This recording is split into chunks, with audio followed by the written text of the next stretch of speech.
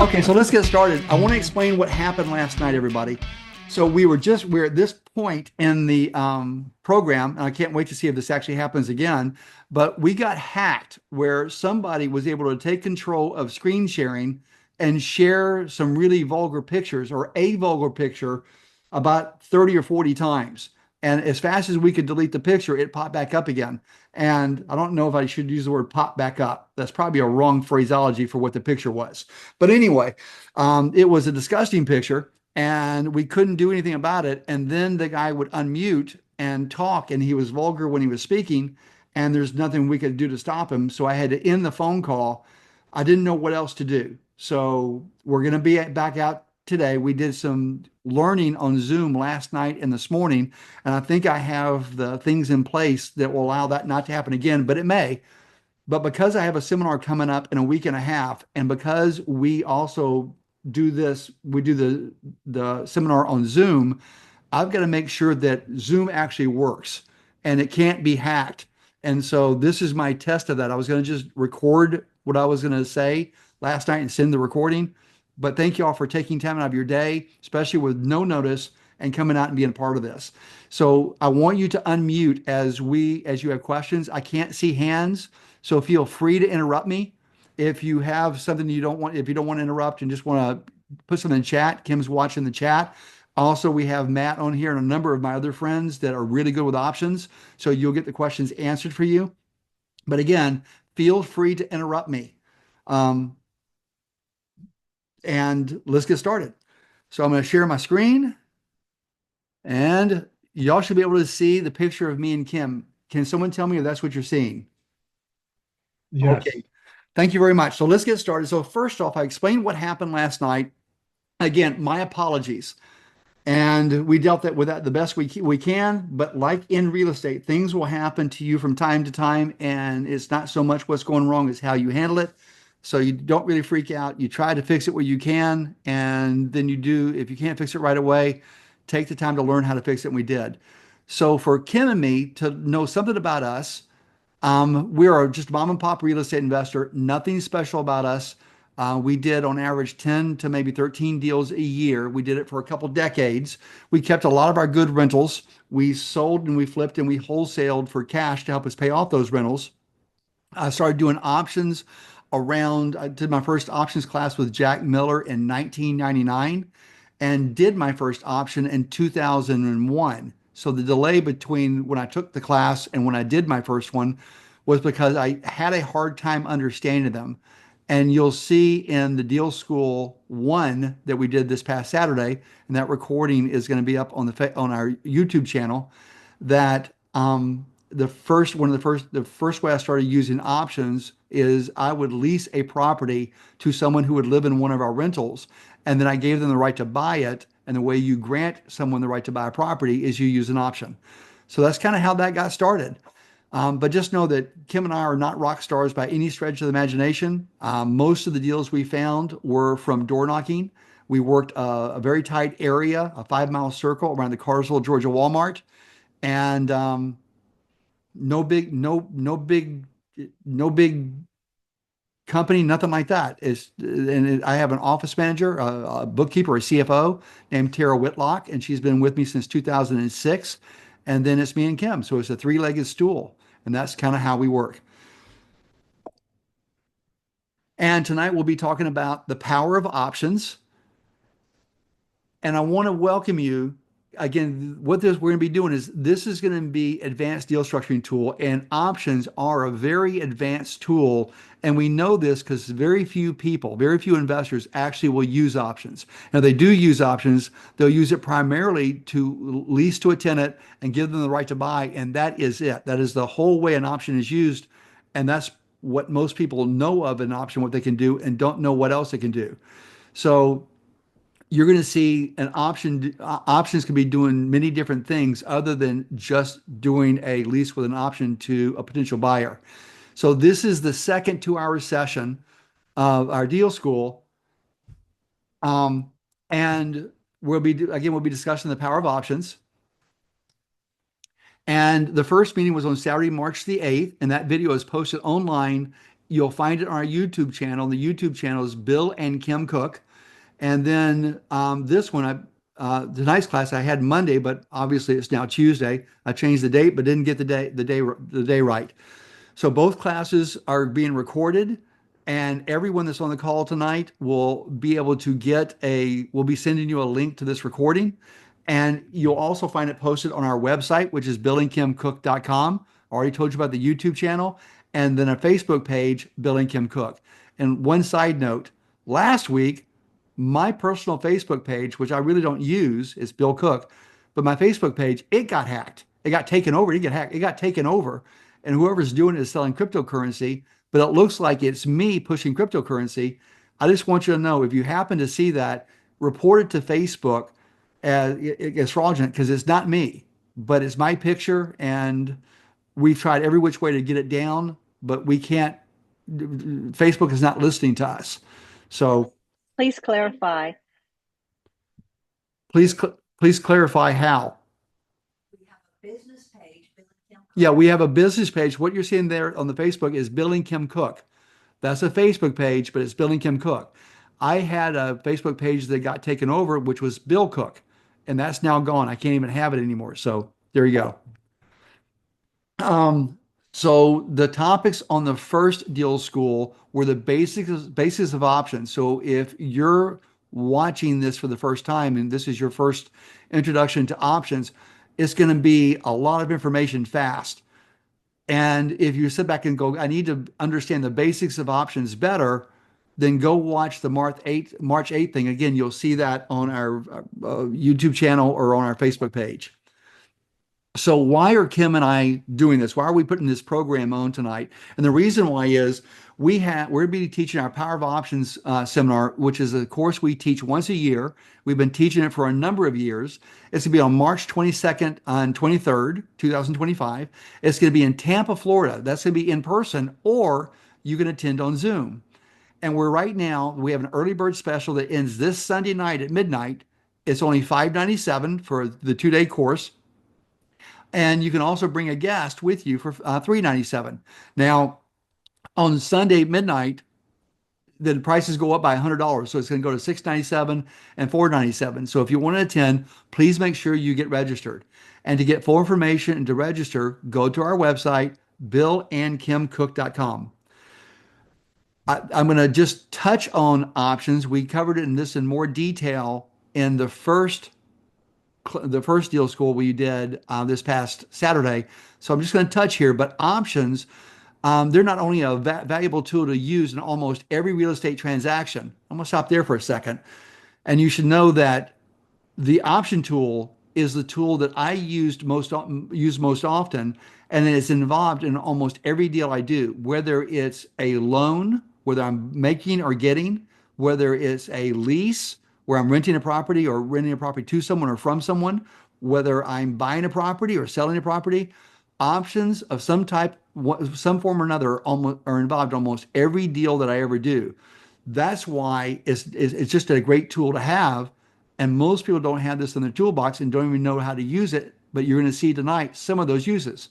So quite often options are the best tool among all the tools that are available to creative deal makers. And at the same time, options are the least understood and least used tools in real estate.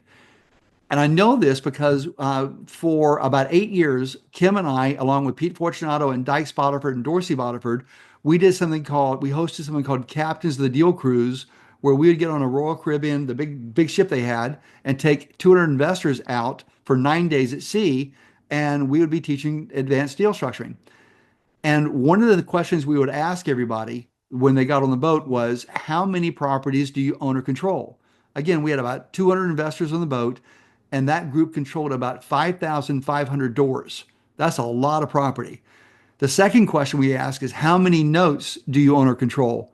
And that group controlled about 2,200 notes. So a lot of lenders on that boat. And the last question I asked is, how many options do you own or control among these 200 investors? And the answer was usually in the 115 range. And if you took out the options that Kim and I hold, and Pete hold and Dykes hold, the number dropped down to like 20. So this group that owns 5,500 properties, 2,200 notes, they owned less than 20 options. And that really surprised me. So when I say options don't get used by many people, they really don't, which really opens the door for the people who really understand how to use options. So an option is a wonderful advanced tool to use, and that's you can use it whether you're buying or selling or renting or speculating or protecting a property. And you'll see me use those things, use an option those ways tonight. So simply put, an option on or when we're answering the question, what is an option? An option is a right to buy. It is not an obligation. In other words, you may buy the property, but you don't have to buy the property. And that makes this a very safe tool to use when you're acquiring property or you're selling property. So options are like no other tool in your creative deal structuring toolbox. The question is, do you have the option tool in your deal structuring toolbox? You should. And if you don't, it's costing you dearly year after year after year. And when I say costing, I mean in net worth, in equity, in cash flow, in money, in profit. You're just walking right past it. Very few investors use it. It's an incredibly powerful tool. It does many, many different things, and very few people use it. I keep coming back to that. And people always ask, how am I able to do some of the deals that we do? I would not be able to do them, as you'll see tonight, if I was not using an option. There would be no other tool for me to use to fix the seller's problem if it were not for an option. So tonight is only a broad brush overview of this advanced technique in action. So it's the tip of the iceberg. So we're not going to go, I can't go into a lot of detail. I can't cover contracts. We'll cover that during the Power of Options seminar on March 22nd, 23rd, but I can only just touch the surface tonight. So to get detailed options, to get detailed information, just remember, you want to attend our options meeting March 22nd and March 23rd. So let's get started with an option that Kim and I are doing right now. In fact, 2 hours ago, we were sitting with the owner of this property. This is the house Kim and I we have an option to purchase this house. It's in Venice, Florida. It's on Highland Greens Drive in Venice, Florida. So this is the property that she and I want to buy. She and I sold our motorhome last week. We don't have a home. So if you look behind me, you'll see boxes against the wall. I'm in a VRBO. Ed Taylor rented us, kind enough to rent us a house he has in Nokomis. And all our belongings are against the wall behind me. And we're staying here until we buy this property. And it may be next month, and it may be a year from now. But right now we're scheduled to buy this property somewhere around April the 15th of next month. But I want you to see how we found it, and I want you to see why we used an option, and I want you to see what's going on with this property, because if it were not for an option, there's no way this deal gets done. So let's talk about the story. So Kim, back in around October, there's a property when we were looking for our forever home. Kim came to me and she said, "Listen, Bill, I want to live in Florida. Anywhere in Florida is fine." I said, "Great." And she said, "Actually, I want to live in Venice, Florida." Okay, Kim, Venice, Florida. She goes, "Anywhere in Venice, Florida, as long as it's in Pelican Point subdivision." I said, "Okay, Kim, Pelican Point subdivision." She said, "Now, when you go into Pelican Point, you come to a stop sign at the clubhouse, and I want to turn to the left. I want to be on the left side of the subdivision." Okay, Kim, Florida, Venice, Pelican Point, left. And she goes, "And when you turn left, any of the first three streets to the right. I want it on one of the three streets to the right. But again, anywhere in Florida is fine." As you can see, it gets a little bit difficult when you narrow something down that much, but that's kind of, she knew what she wanted and she knew where she wanted it to be. Well, she was stalking that neighborhood for about a year. And in October, she was driving through, going through some open houses, talking to the neighbors. And there was a lady standing outside, and Kim started talking to her, pulled over, because Kim door knocks. I was not with her. The lady said that her house was not for sale, but asked Kim, "Would you like to see the inside?" And Kim was like, "I'd love to see the inside." So got a tour of the inside. Kim met the husband. His name is Lynn.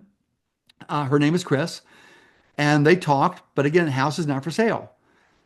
Kim left. And then when we were, I think we were somewhere, I forgot where we were, but we were somewhere and Georgia.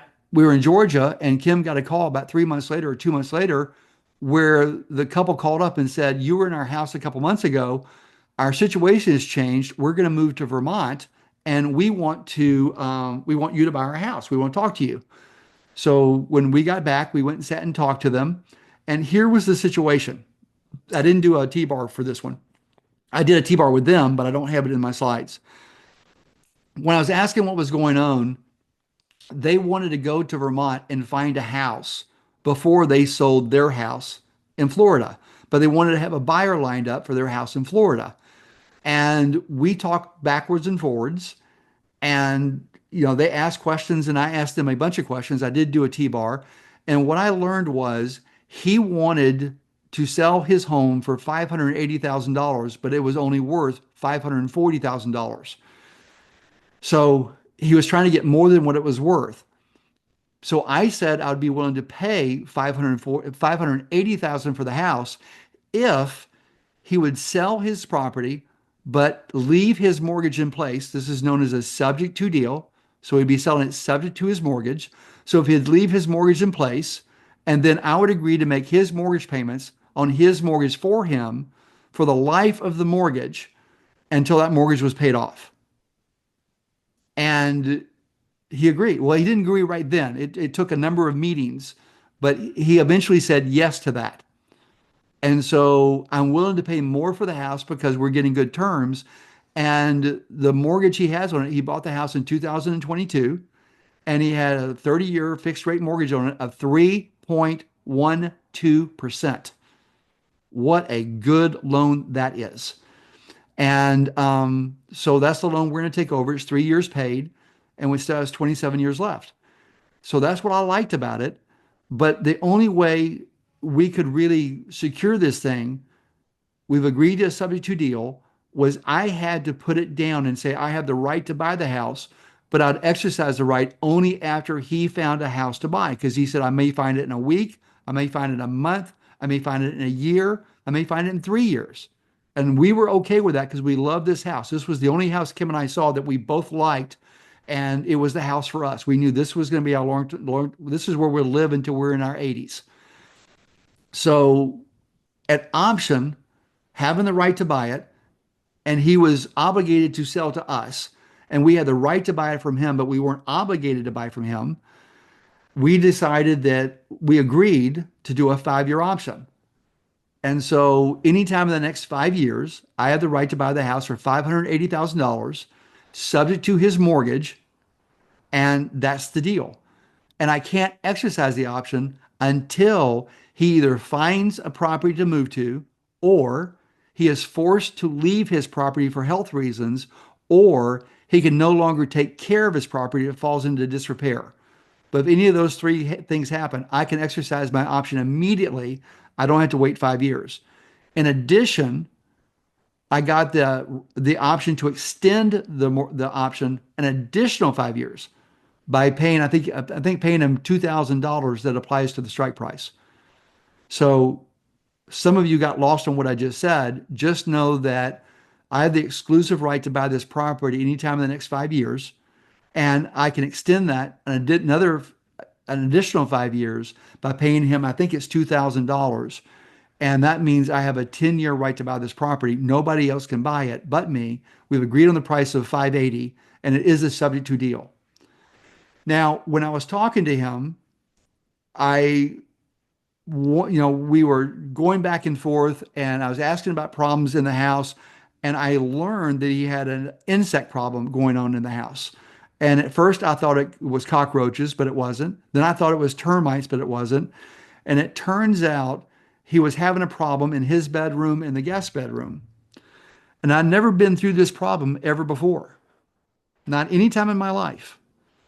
And he was worried about listing his house with a realtor. So some of you are wondering, why wouldn't he list with a realtor? And the answer is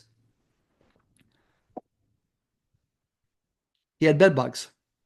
And that's me taking the pictures. And that's a live bed bug on his mattress. And you're looking at bed bug poop. So he had bed bugs.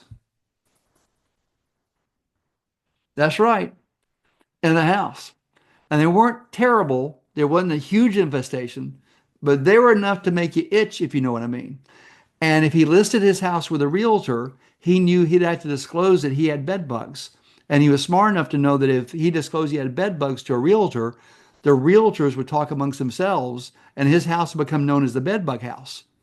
And as soon as it became known as the bed bug house, he would not only not get the $540,000 that the house was actually worth, he would get something good bit less than 540, maybe down in the fours. And when I was willing to pay 580, more than what it was worth, and the bed bugs didn't scare me off because I said, I think we can learn to treat the bed bugs and take care of this problem for you. So I wasn't scared off by bed bugs because over the last 35 years, Kim and I have faced roaches and termites and all kind of other things, mices and mices and rats. This was just one more thing. Bats. We faced bats one time. They were in the attic. Bats. Infestation of bats. By the way, we call that the Dracula house.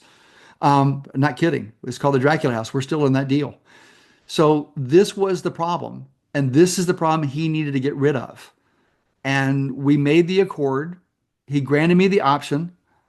And let's take a look at what we're talking about. So this is the option that he signed that is recorded in the courthouse. And one of the things I want you to see is right in the middle of the page is going to be my phone number and my address in Georgia. That's my P.O. box because I want this to be recorded in the courthouse. And if someone sees this, they do a lookup on this property. I want to be found. I want a phone call. I want to talk to someone. If the owner tries to refinance or tries to sell or go around me, they're going to do a title search. And when they do, this document is going to turn up. So remember that consideration can be anything. It doesn't have to be money. I want you, this is the consideration from our option agreement.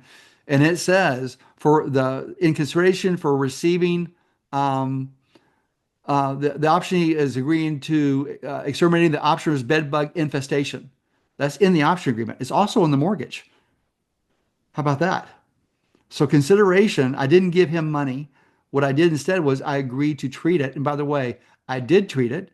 And during the options, the Power of Options seminar on March 22nd, 23rd, you'll be seeing this deal along with all the paperwork, along with lots of video. I videotaped the tar out of this property. I interviewed him. You'll hear him talk about why he agreed to this deal. And you'll see me treating this. So if you want to know how to treat bed bugs, I know how to treat bed bugs. And to treat the bed bugs cost me $75. $75. That was it. I learned what to do. What? The bed bug place had quoted him 4,000. Yeah, and the bed bug, he called a bed bug exterminator who had quoted him $4,000 to $6,000 to get rid of the bed bugs. I did it for $75, and yes, the bed bugs are gone. I did this at Christmas time, and the bed bugs are still gone. I saw him today, 2 hours ago, and I said, "Any more bed bugs?" He goes, "No, we haven't seen anything." So how about them? So at the options class, you also will learn how to deal with bed bugs, and it's not nearly as bad as what I thought. Pretty doggone neat. Bill, I have a question. In a Yeah, moment. Yeah, you mentioned that the consideration was no money, right? But you correct. agreed It to was a pay. service. The consideration was a service I provided. I did something for him that he found very valuable. So how's that consideration apply as a down payment? I mean, that's what I'm No, trying. no. What it is I treated the bed bug infestation, and he granted me an option. Okay, That's good it. enough. Mhm. So I got the right to buy his house, and he got rid of his bed bugs, and we both agreed that was a fair trade. Fantastic. Okay. So now what you're looking at, this is also in the option agreement. And again, you'll get all the paperwork on this deal at my manual is like 280 pages. This is in there, the whole write-up on this thing, and this full document is there. But you can see where I'm agreeing to pay $580,000, and you can see with a yellow highlighted area, I'm talking about how I'm going to pay for it. And it says optioner understands, and he's the optioner. He gave the option. Understands the optionee exercise if the optionee exercises his right to purchase subject property, to right and purchases subject property, it'd be subject to the optioner's mortgage, and then at closing, the optioner's mortgage will not be paid off, so it remains in place. So I'm not assuming his note. It's his note stays in place. Instead, I'm agreeing to make his mortgage payments on his mortgage for him until the optioner's mortgage is paid in full according to the terms. I did not agree to pay off early. I never do.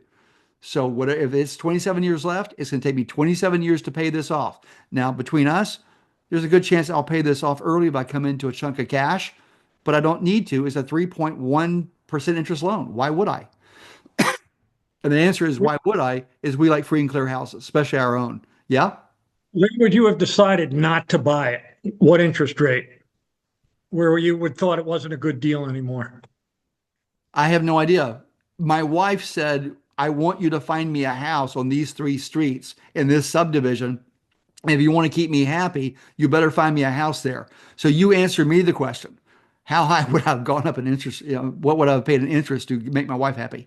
Happy wife, happy life. Bingo, my friend. Yeah, Bill, Yeah.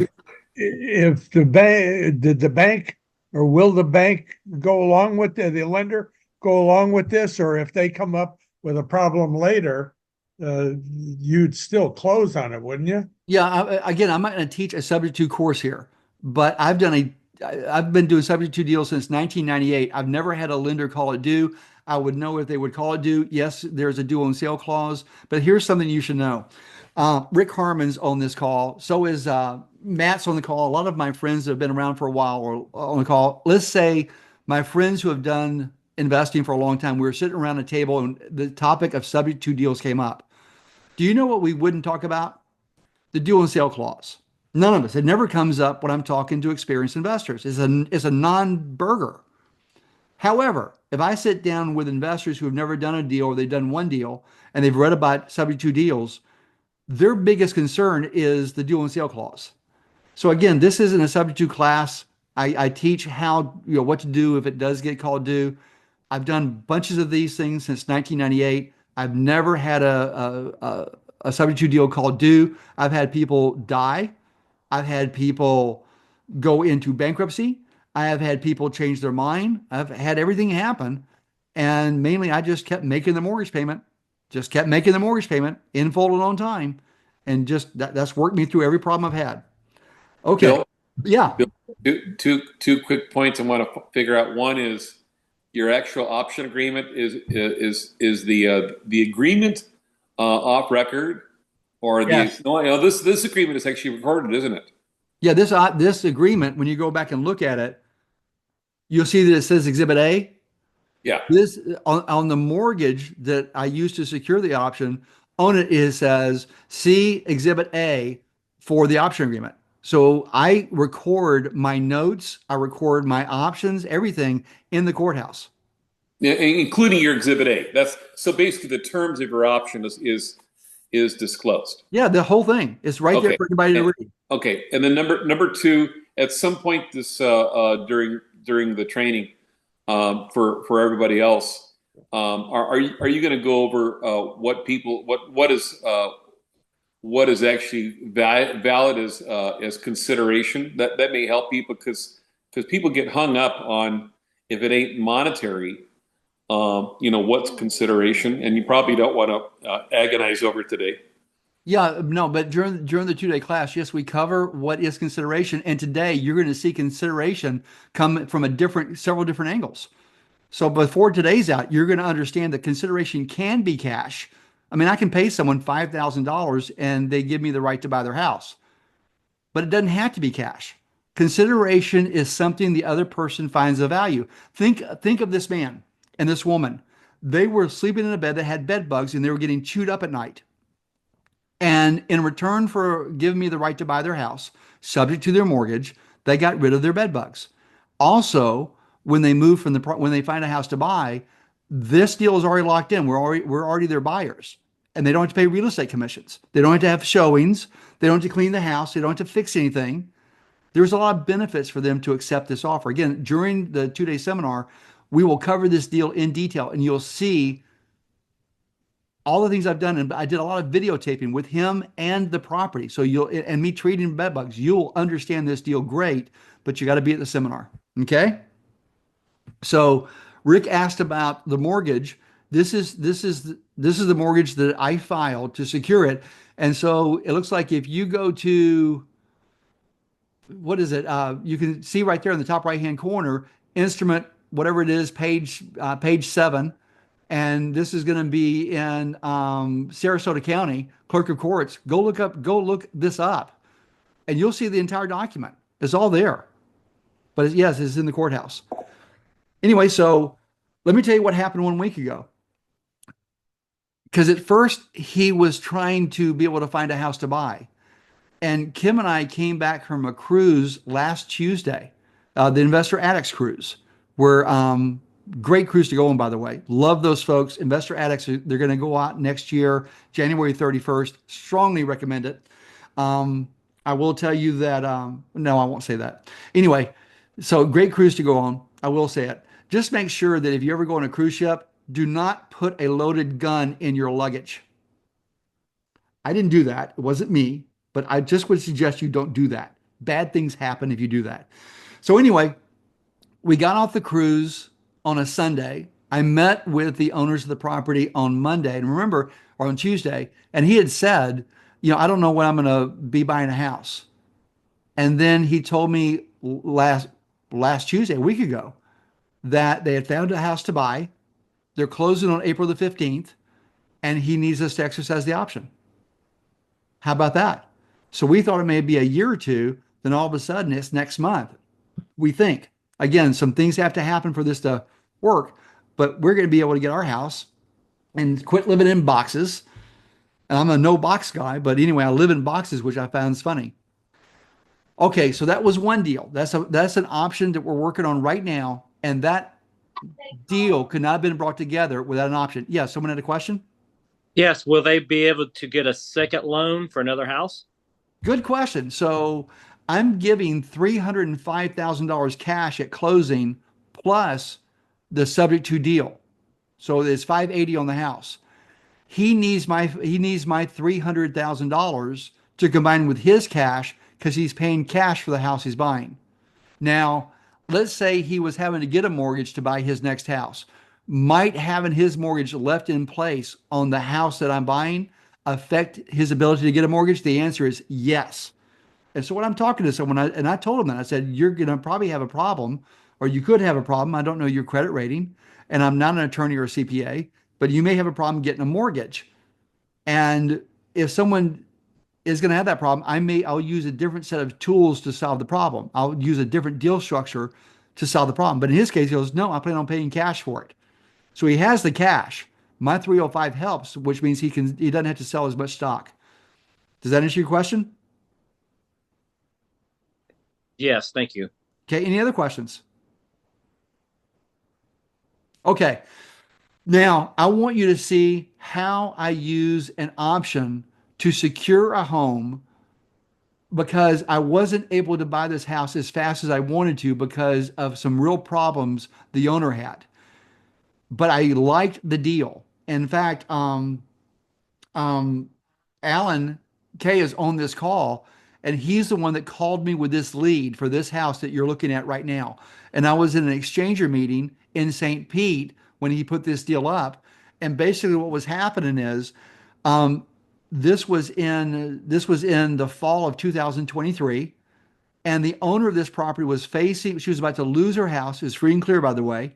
She was going to lose her house at the December 27th, 2023 property tax auction. She hadn't paid her property taxes in 3 years. It had been a long time. And so she was going to lose her house. And she's a hoarder. I mean, the house is full of furniture all over the place. So this is kind of like the class I did on Saturday, the Deal School 1. This is another hoarder. And every investor, Alan had been marketing this house for a little bit, and a lot of investors they called her. They didn't go see her, but they called her on the phone, and they were offering her about $170,000, $180,000, but she had to move, and she didn't want to move. and she couldn't afford to live anywhere else. And she has cancer, she has health issues, and she wanted to stay here. This was her grandmother's house, and then her mother lived here with the grandmother, and then she lived here with her mother and grandmother. So this was their family home, and she just didn't want to move. She wanted to live out her days here. So that's the situation. And again, everybody was telling her she had to move, she had to sell. And so I went to go meet with her, and I want you to see what happened. So let's look at that deal. So first of all, the fair market value in the property as it sat last year was $225,000. So I went to go see it. Kim looked up comps, $225,000. The house was in good shape. It just has a lot of junk in there. It needs about $1,500 in repairs. It needs a front door replaced and a couple other little things, but house itself was in good shape. And it's free and clear, so no mortgage. Isn't that a delight to have? Now, again, she was behind on her property taxes, and I have down here the auction was December 21st. It was December the 27th, 2023.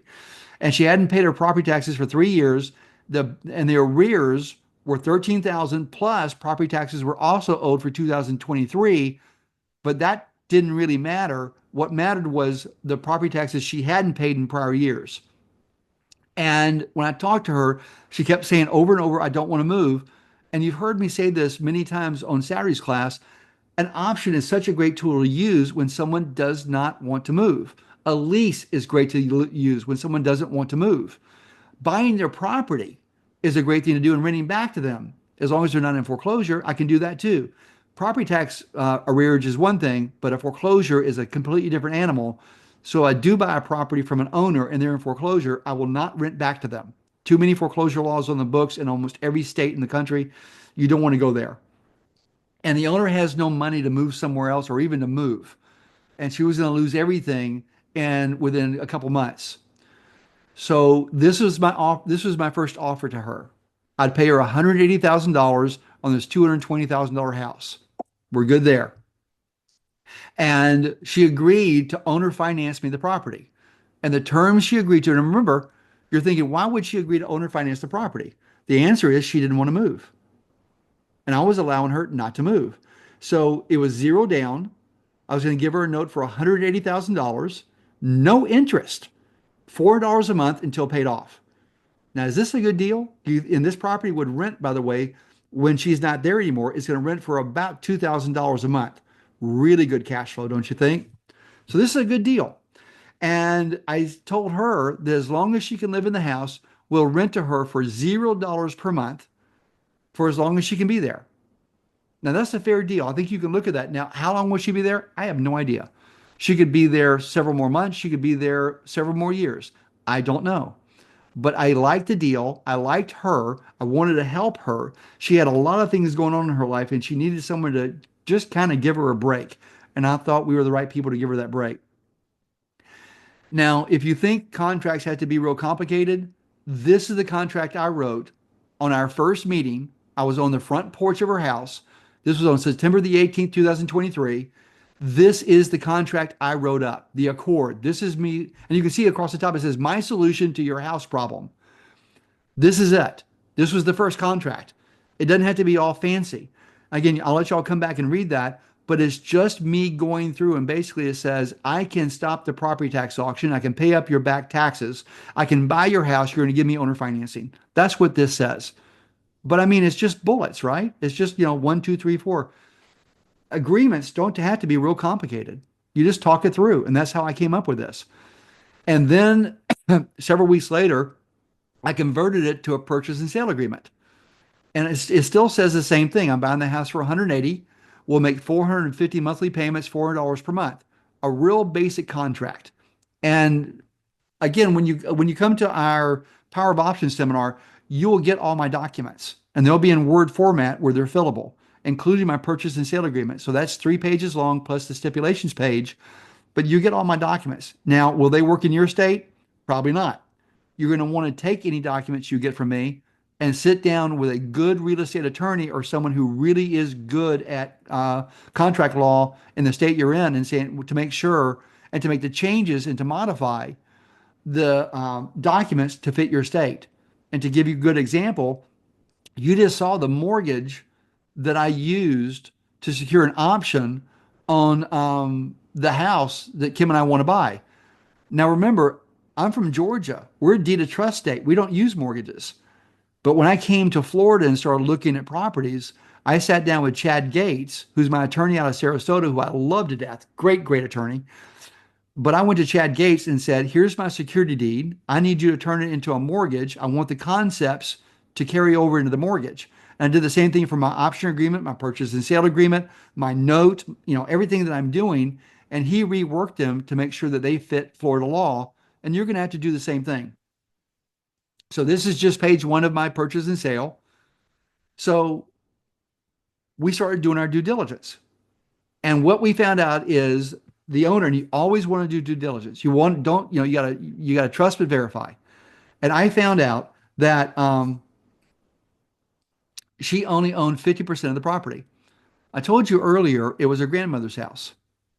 And then her mother moved in with her mother. And then the owner of this property I'm dealing with, who's the daughter, moved in with her mother and her grandmother.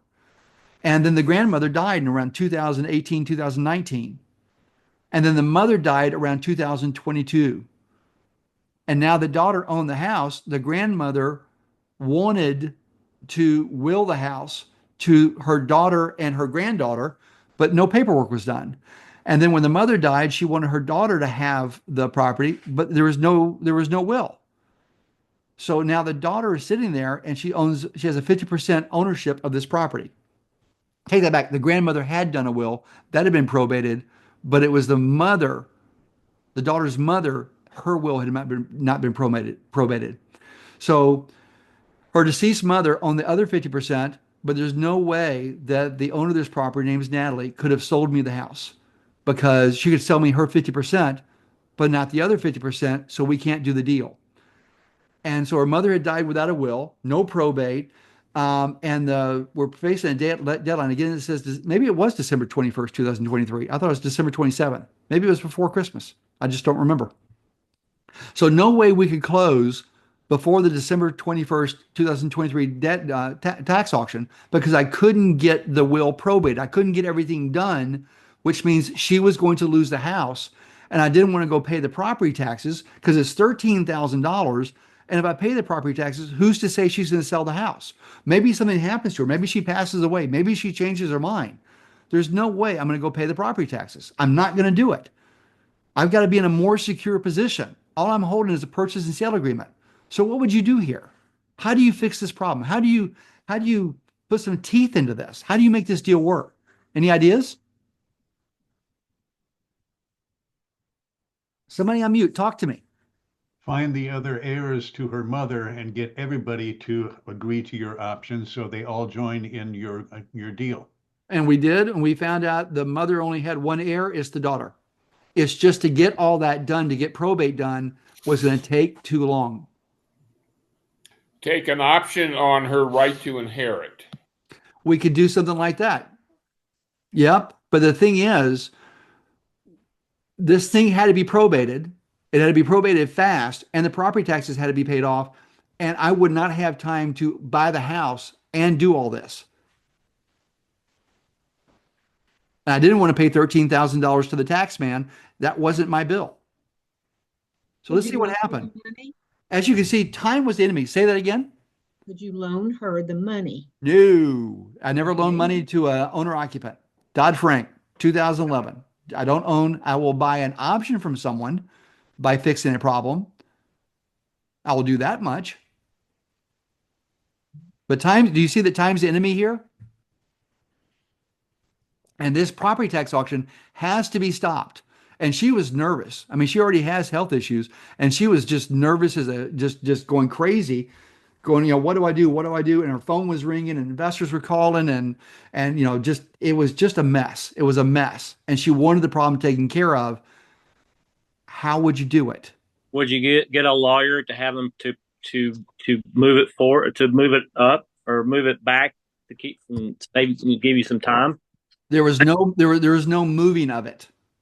The property tax auction was coming. There was no moving it. Bill, I mean, I've done this particular play, not necessarily with an option, but I don't know how many hundreds of these I've done. So, I mean, and of course, I'm in California.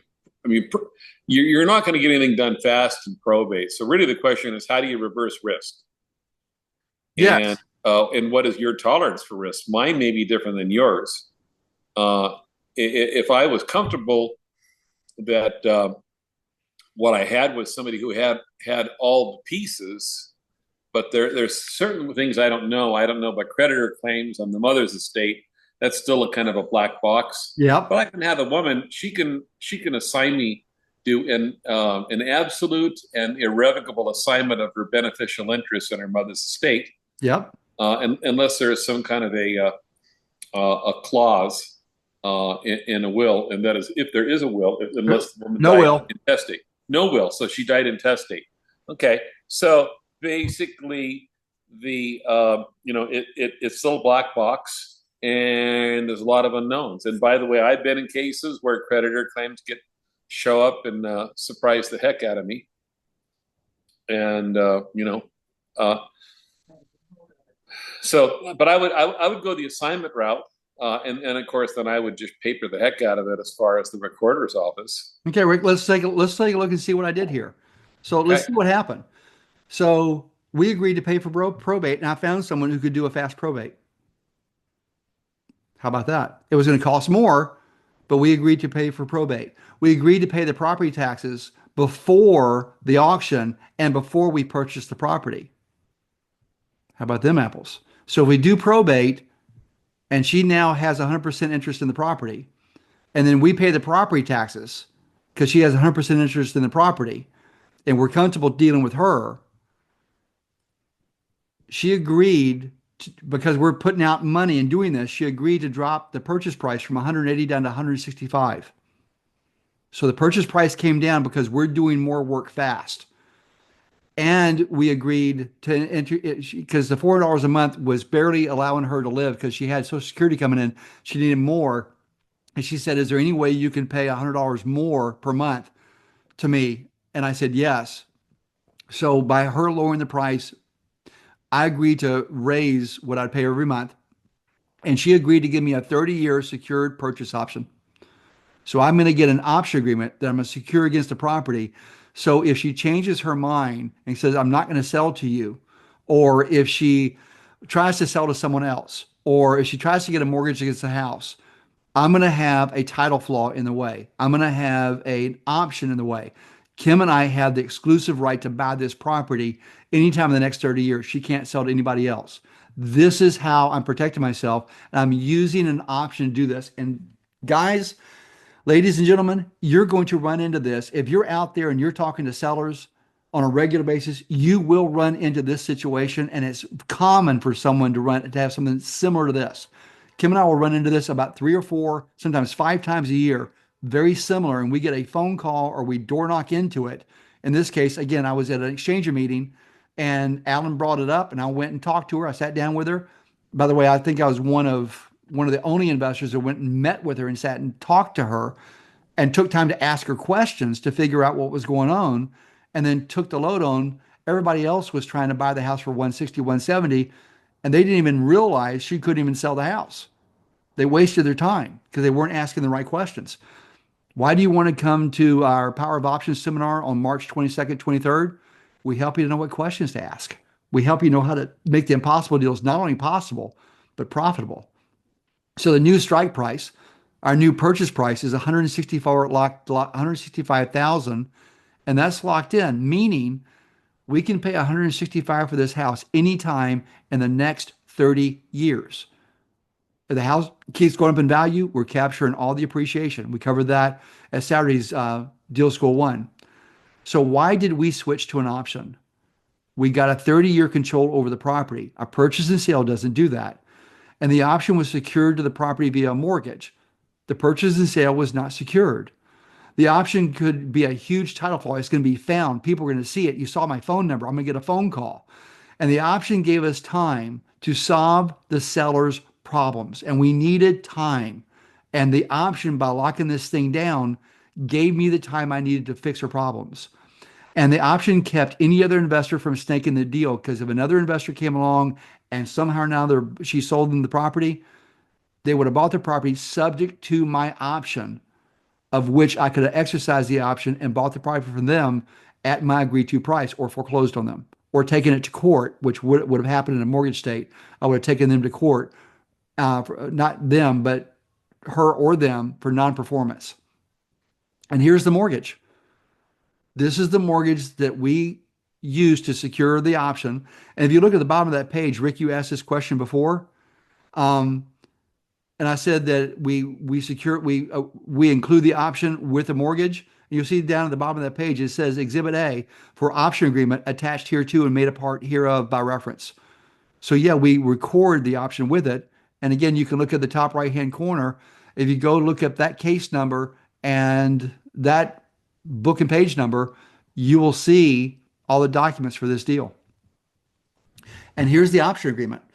So what you're looking at, this is page 1, and you're going to see where it says this is an option, and it says granting the optionee, that would be me and Kim, the exclusive irrevocable right and option to purchase real property. No one else could do it, exclusive and irrevocable. And there's my information. And down below, you can see the dates. It would begin on November 28th. Remember, for the property tax auction was in December what, 21st, 22nd? This is in the end of November. And we're securing this down so we can get all this work done, getting all the problems solved.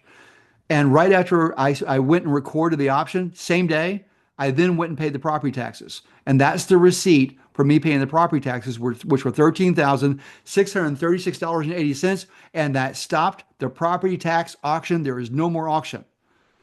So why did we feel safe doing this? Because we had the option agreement. So then we discovered some more problems after we recorded the option. It turns out she told us about $6,000 in credit card debt she had. It was a judgment. It wasn't against the property. It's just she's like, is there anything you can do about this $6,000 credit card debt that I have? Again, not a lien against the property, had nothing to do with the house, just another problem she had. So I said, and I talked to someone on the phone today about this, and I hope they're on the call. And I said, you know what? I will pay off your credit card debt of $6,000 plus dollars, but for every dollar I spend doing that, I want $2 off the strike price.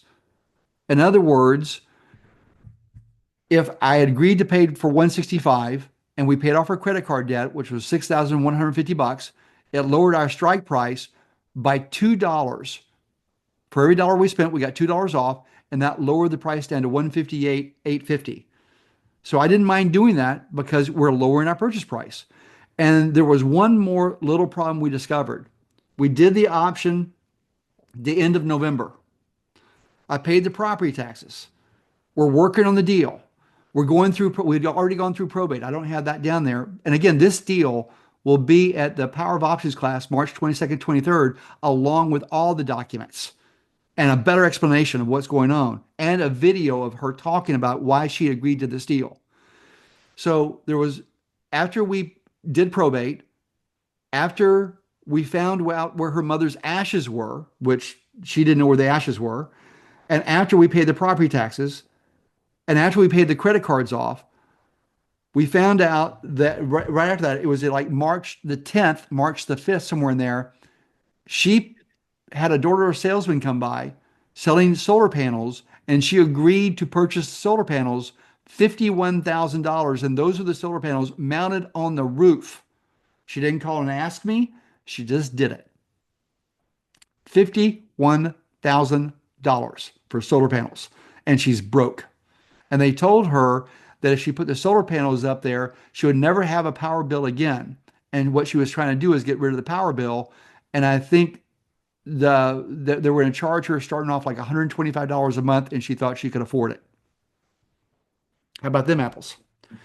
But as it turns out, because I had the option in the way, and because she didn't have the right to sign it yet, they rented the solar panels.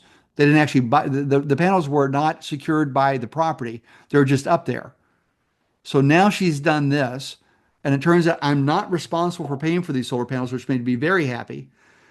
And then we went to closing in February of 2024. And I want you to see, I dropped the price down from 158 down to 150 because a new roof is going to cost me $8,000. And I told her that when they put the solar panels up on the roof, the lag bolts destroyed the roof that had been in good shape, destroyed the roof, and I was going to have to put a new roof up. And to do that, she was going to pay for it. And she agreed. And so we lowered the price down to 150. Now, here's the four big takeaways from this deal. First, when we close on this property, we close from an option agreement, not that purchase and sale agreement you first saw. I exercised my option and I purchased this property. Next, our recorded option came before she bought and installed solar panels. So I was not on the hook for them, which made me feel very good. And the option allowed us to park, protect, and buy this property. What if we didn't know how to use option agreements? What if I didn't have that tool in the toolbox? And without an option, there is no way this deal ever would have been done. You know, Alan would have told me about it. I would have gone to talk to her. I would have said, there's nothing I can do. I'm really sorry.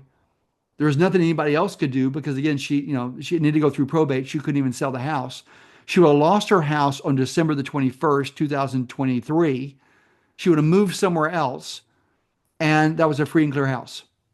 That's what would have happened if I hadn't taken time to go to Jack's seminar in 1999 and a bunch of times after that to learn how to do option work.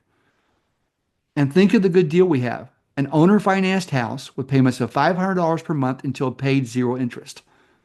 And because of her health, she will come out of the house sooner versus later. Kim and I will paint it, make it look pretty, and we'll rent it for about $2,000 a month. This is a good deal for everybody involved. She got to stay in the house, and we're going to get a really good rental down the line. Any questions?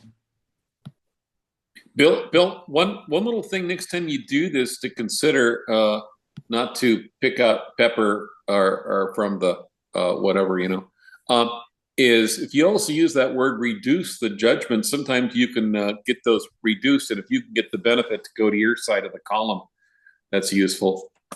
Rick, just so you know, that's exactly what happened. God bless you. Her balances were $6,150. I didn't say we paid $6,150. She charged $6,150. Yeah. So yeah, Kim negotiated on the notes and got them paid off. Yay. But good thought. Okay. So no one has any questions? Let's move to another option deal. And this is going to be interesting for those of you who flip properties. And this goes back to when we're going to buy this house and we're going to rent it to someone and then we're going to sell it. It would have been an easy flip house, but we made the decision to not flip it, instead to rent it for a year and then sell it. Can someone tell me why we didn't just turn around and buy it and sell it? Why did we buy it, rent it, and then sell it after 1 year? You get long-term capital gains. Long-term capital gains. And again, none of us are CPAs, and God knows I'm not giving tax advice. And I'm not an attorney. I'm not like Jeff Watson or John Heyer or those guys. But I do know how capital gains work long-term and how if I would have just flipped it, that was earned income. I would have paid state tax, federal tax, and self-employment tax. So let me show you how I deal with that and lower the tax burden. Not that I did this for tax reasons. I did this so I could get a note on this house. I wanted long-term payments on this house, and I wanted them with a good tax rate. So here's how this deal worked. Kim found it. And again, this was out her, I think you were out door knocking. Were you, Kim? No, I put bandit signs out. She put bandit signs out. And someone saw this, the owner saw the property, called her up. So, and we agreed on the deal. So here's the deal. We bought the property February 2017, and the purchase price was $43,500. And it was a nice 3-bedroom, 2-bath house. It had like a 20 by 20 what would you call it? 25 Shop, a little shop. But it also had like a 40 by 50 foot or 60 foot enclosed pole barn behind that with lots of stuff in it. So it was on 2 acres. and we bought it for 43,500 because it had a lot of stuff in it, and the owner's wife had killed herself in it, and he didn't ever want to go back in there again. And he talked to Kim and said, I don't want to ever go back in there again. I don't want to deal with it. And Kim said, we'll deal with it. And he just wanted done. He just wanted to be finished. So that's why the purchase price of 43,500, and we figured the rehab would be about 8,000, and our all-in cost when everything was said and done and all the repairs were done, we put in 51,500. And the fair market value after repairs was 125,000, and we had a potential profit of 73,500 to make if we turned around and we sold the house for 125, would make 73.5 gross. But we would have to pay realtor commissions. We'd probably have to pay a little bit less than fair market value. We would have to pay income tax on what we made, earned income tax. So we would not keep anything close to 73,000. And we walked away with about 45,000. We could call ourselves lucky. So a quick flip would be tax destructive to this deal. Again, we'd make a lot of money, 45, maybe $50,000. And we go do stuff with that, like, buy a boat, go to the casino, something stupid like that. Or we could structure a different way. So let's see what way we structured. So in May 2017, we advertised the house for sale, owner financing. That was the signs in the yard. And we found someone who wanted to buy it. And they loved the idea. They had lost their house during the downturn, like in 2007, 2008. Nice couple. They never thought they'd be able to buy a house again. The guy was a motorcycle guy, loved motorcycles. He always wanted a place to store his motorcycles. And when he saw that 40 by 60 foot enclosed pole barn with a concrete floor, he wet his britches. And then there was the 20 by 20 that, could be used for something else. And then in a nice house. And he just got very excited. And he wanted the property. He and his wife, this was just absolutely perfect for them. And I said, okay, we'll sell you the house, owner financing, but first we want you to prove to us 4 things. Number 1 is you'll take good care of the property. The second thing is you'll pay your rent on time. The third thing is you'll be easy to work with. And the fourth thing is you will be kind to your neighbors. If you'll do those 4 things, and this is a lesson I learned from David Tilney, who, by the way, has a master lease, landlording master lease class coming up in the next month or so. Go to davidtilney.com.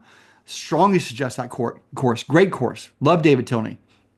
But anyway, if they'll do those 4 things, that we would agree after 13 months or after 15 months to sell them the property and give them owner financing, because they were going to have trouble getting a mortgage because they had gone bankrupt back during the downturn.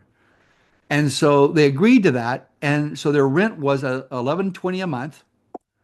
And again, we gave them, this is us now giving them the right to buy the property. And I said it cannot be exercised before January 1st, 2018. That was going to be into the next tax year. That's what was important there with that date. So we'll sell them the house, but not until the next tax year. And the strike price was 140. I told you the fair market value is 125. But because we're willing to give owner financing, we can charge more for the house.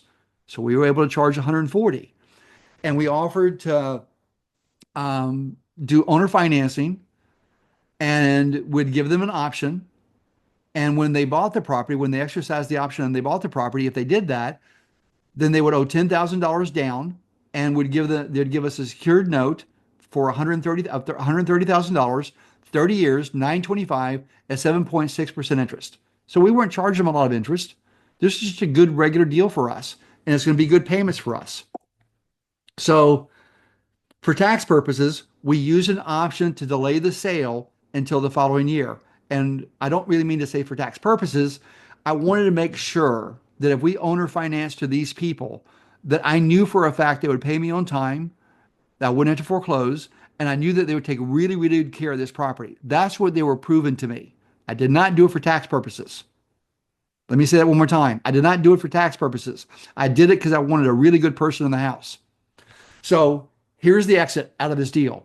On May 17th, we gave a lease and an option to a good tenant buyer. Rent was $11.20 a month. We gave them a 15-month purchase option, and they can't exercise it before January 1st. strike price of 140. And I've already done this slide. I think it's a repeat of the slide. Whoops. Sorry, I got the slides wrong on that one. Anyway, they did buy the property, and we still carry that note. It's on Reynolds Bridge Road, and we still hold that note, and they're still making their payments. They've never missed a payment. They take great care of the house. When we're in town, I always stop by and see them and see how they're doing. We sit down, we have a cup of coffee. They're very nice people, and he loves his shop. He's got his motorcycles in there. He's got some cars in there. They bought an RV, and he bought a couple other RVs that he started fixing up and selling. So it's just a really good place. It's a good story. And Bill, what? why, well, I'm sorry, why is this different than the other one that you didn't want to hold a note on because of Dodd-Frank? Okay, very good question. Because I will do owner financing when I'm selling. I did not loan money to them. Okay. What I did is what I did was part of the terms of the sale. Now I can argue that and I might lose and I might not, but I've done a lot of owner financing over the years and I feel comfortable with it when I'm around people that I like working with. But let's say they moved to the house and they raised a stink and said, I don't want to be here anymore and I want my money back. What do you think I would do? I don't know. I'd give them their money back Okay. and I'd let them move from the property and I'd sell to someone who wanted to be there. But Okay. I've done a lot of owner financing over the years. I've had to foreclose maybe 2 or 3 times on people I'd owner finance property to. Most of the time, if someone hasn't been able to pay me, they just move out and they deed me back the property. Okay. So it's just what they do. Most people are good people and they want to do the right thing. Okay. Okay. Thanks. My pleasure. Okay. Any questions so far? Y'all have seen different types of options. This is advanced now. This isn't like Saturday's class. I know I'm losing some folks. I know your heads are exploding. March 22nd, 23rd, I start off with the basics. We go over the basic documents and we build from there. But remember, the first time I sat in Jack's class in 1999, I had no idea what he was talking about, but something about options appealed to me. I took the course and I studied that course several times over the next 2 years. And then I started doing lease options. And then every time Jack taught, well, really, when Jack taught any course, I went, but especially on the options courses, I went. I was there. And I just kept hearing him over and over again. And that's how I learned. Great tool, don't you think?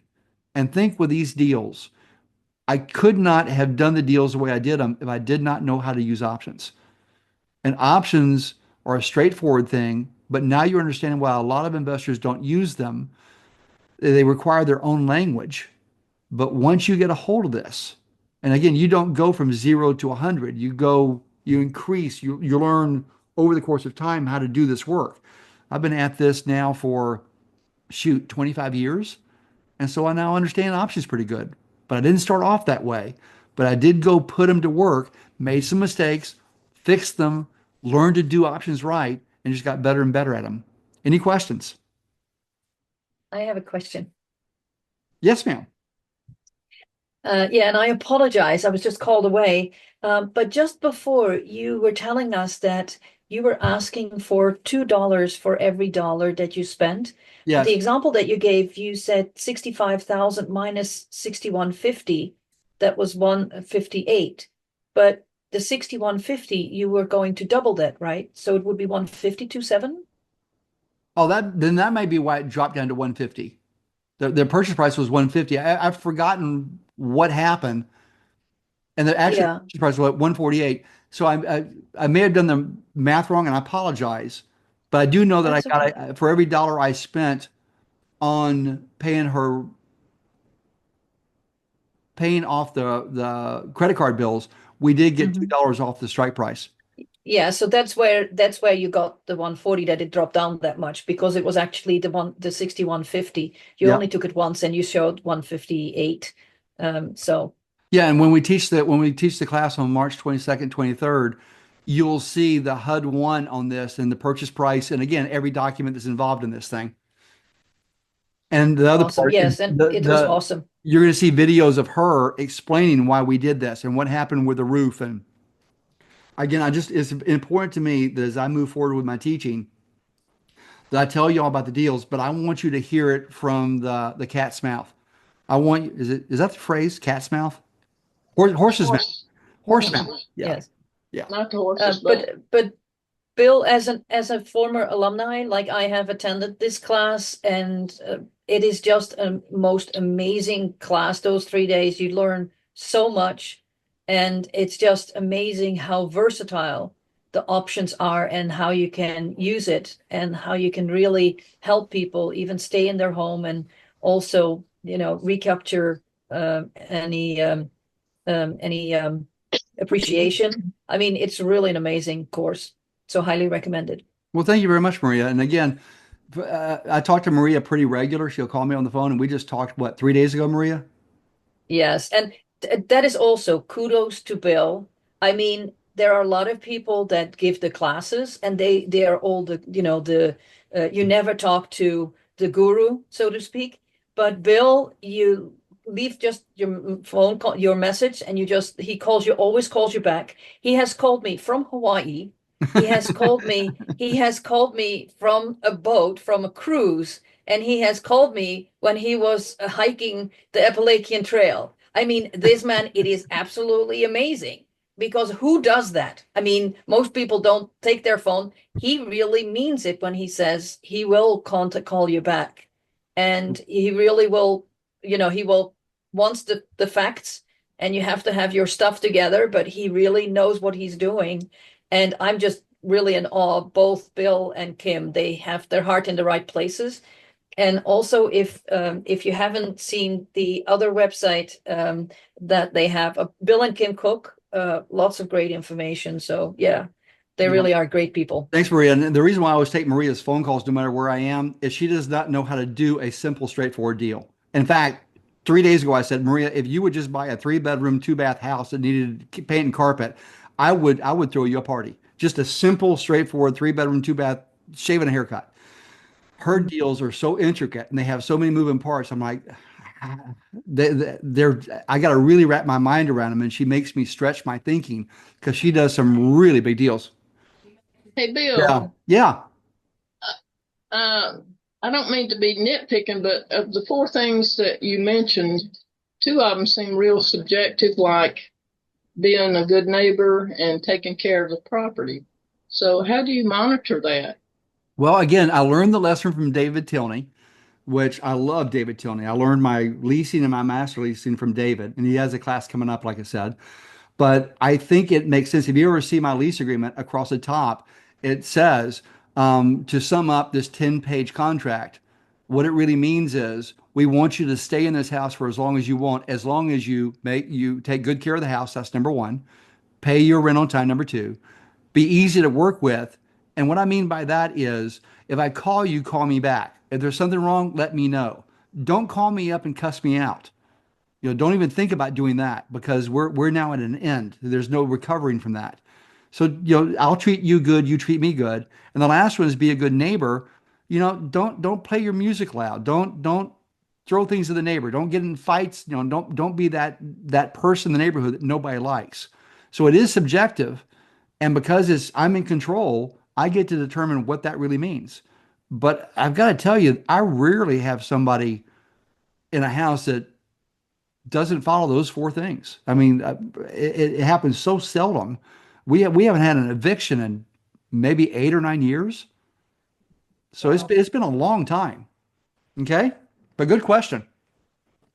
Okay. Thank you. My pleasure. So let's look at this one. This is an interesting one.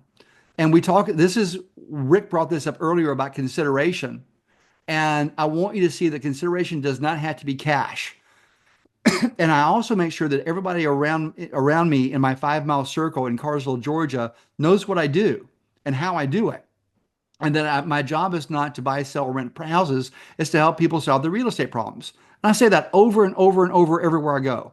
So here's a case, and this goes back to COVID, but this guy owned this house. As you can tell, it's a beautiful house. Beautiful house. And the owner could not get a boat loan. That's his problem. He had gone to the bank. He was supposed to get a boat loan. The bank had approved the boat loan, but then the bank changed his mind and said no boat loan. So, whoops.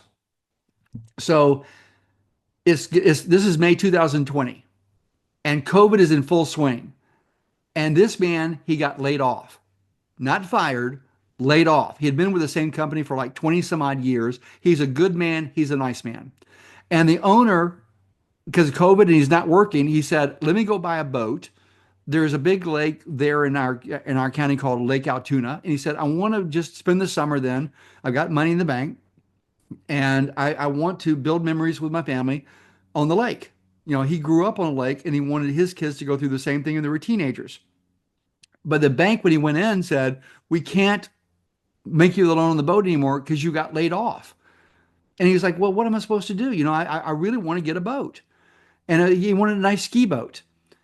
And so his banker, who was at United Community, and they have a branch there in Adairsville, Georgia, of where I had an account there, that banker who knows me well told him, call Bill Cook, and gave him my number. He said, maybe Bill can help you. So the banker is trying to assist this guy to reach his goal, but the banker can't do it because this guy doesn't have income coming in, can't make a loan. Whoop, there we go. So here's what we agreed to. The fair market value on his house was $125,000. And the property is in excellent condition. It needed no work whatsoever, not a blade of grass out of place. And I said, okay, you're wanting to build memories on a ski boat. And I said, if we, the boat he described, I asked about how much would it be? It's going to be about $15,000. And I said, okay, what if we give you a ski boat, like, you know, similar to what you're looking for? Okay, that's going to be the consideration. He's told me what he wants. He told me roughly what it's going to cost. He described it to me. And I said, if I give you the boat, here's what I want in return. I want to get a 10-year secured pure option. A pure option is an option by itself, no lease, no other tools being used, just the option by itself. And the strike price will be $210,000. So the way we came up with the strike price is, he told me the fair market value of his house was $225,000. Take off the $15,000 he said the boat would cost, and that gave us $210,000. And I agreed not to exercise that option, not to buy the property for at least 6 years, because he goes, I want to get my kids out of college, out of high school, out of college. And I said, okay, you're going to give me a 10-year option. I have the right to buy it anytime in the next 10 years, but I can't exercise that right for the first 6 years. And after exercising, if we sell, one day we'll sell the house, not right away. I told him I'd probably rent it, but one day when we sell, whatever profit I make, we'll split that profit 75-25. He'd get the 75%, I'd get the 25. So he's going to be giving up his equity in the house for a time, and he'll only get 75% of that equity as it grows, but he'll get the boat this summer to be able to build memories. So he's got a choice to make. How important are memories to him? And how important is that 25% of the equity and not getting the equity right away? And now this is the offer I made him. And this is me saying, I'm not going to loan you money and secure it against your house that you live in. Dodd-Frank.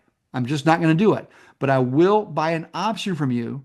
And if I do, it's your boat. You don't owe me the money back. Do anything you want to with the boat. You're going to get title of the boat.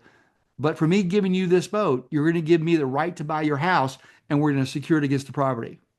And he agreed to that deal. Now, I had to go find a boat. This is the same day, guys. I went out door knocking. And I'm probably 2 miles from his house, and I see this house for sale, and look in the driveway. What do you see in the driveway? It's for sale, number one, so I'm going to stop and talk to him because the house is for sale. But do you see the ski boat? It's just sitting there. And so I knocked on the door, and this was my approach. Normally it's about buying the house, but now I'm excited about a ski boat. And I said, this is going to sound crazy. But a friend of mine told me that somebody in the neighborhood had a boat they're trying to sell. Is this that boat? That was my approach. Not about buying our house. Now, we did talk about buying our house later, but I wanted that boat. So here's what she said. Her house was under contract due to close. The kids were gone. They had moved out. They were moving to a house up in North Georgia. and they had not used the boat in 2 years, and we're not going to use it anymore. They had built their family memories, and they didn't need the boat anymore. And they wanted the wife wanted the boat gone before they moved. The husband kept saying he'd get it sold. Nothing had been done. So she wanted to make something happen. She did not want to move that boat up with her. And the value of the boat was about 15,000, she said. And I said, okay, well, to make your problem go away, this boat, and you'll never see it again, I'll pay you 3,000 for it. I said, but you have to give me the option, the contingency, which is an option, to inspect the property of the boat before I buy it. And she agreed to that. She agreed to me to sell me a $15,000 boat for $3,000, and I got the right to inspect it. And by inspecting it, I took it to the other I was trying to get the option from.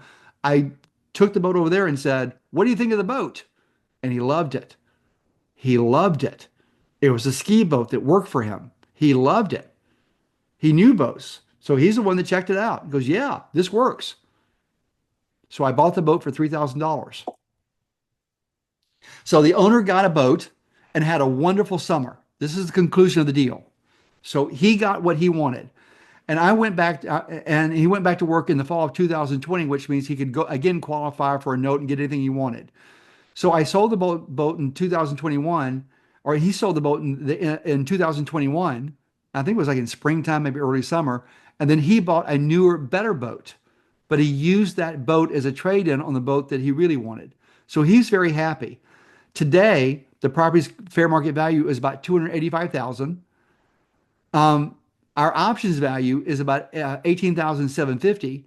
So in other words, when you look at the equity, 25% of the $75,000 in equity that house is built, our portion is 18,750 bucks. And you might think, well, that's not a whole lot of money, but this is in our IRA, and we're getting a 46.7% yield on our money. So you tell me, is that not something good to do good with $3,000? I mean, that wasn't a bad deal at all. And right now, and we have been discussing with the homeowner, he's not sure that he wants me to buy his house. And we didn't discuss this when we did the option, but he has approached me to know what it would take to make me go away, to cancel the option. And Kim and I have been talking to him about it, and we will probably end up doing that. And so we will sell him the option back. But I'm very hesitant to talk about this here because understand, I did not have that discussion with him when we did the deal.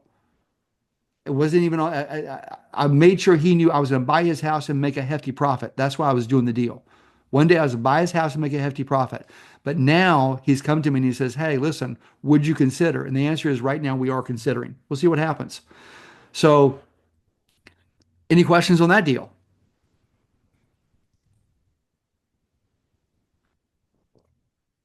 Yeah, Kimmy, do we have anybody online? Is it just me? good house, baby. Okay. I was curious. There was a gentleman that asked what were the four things, what were. You're doing so good.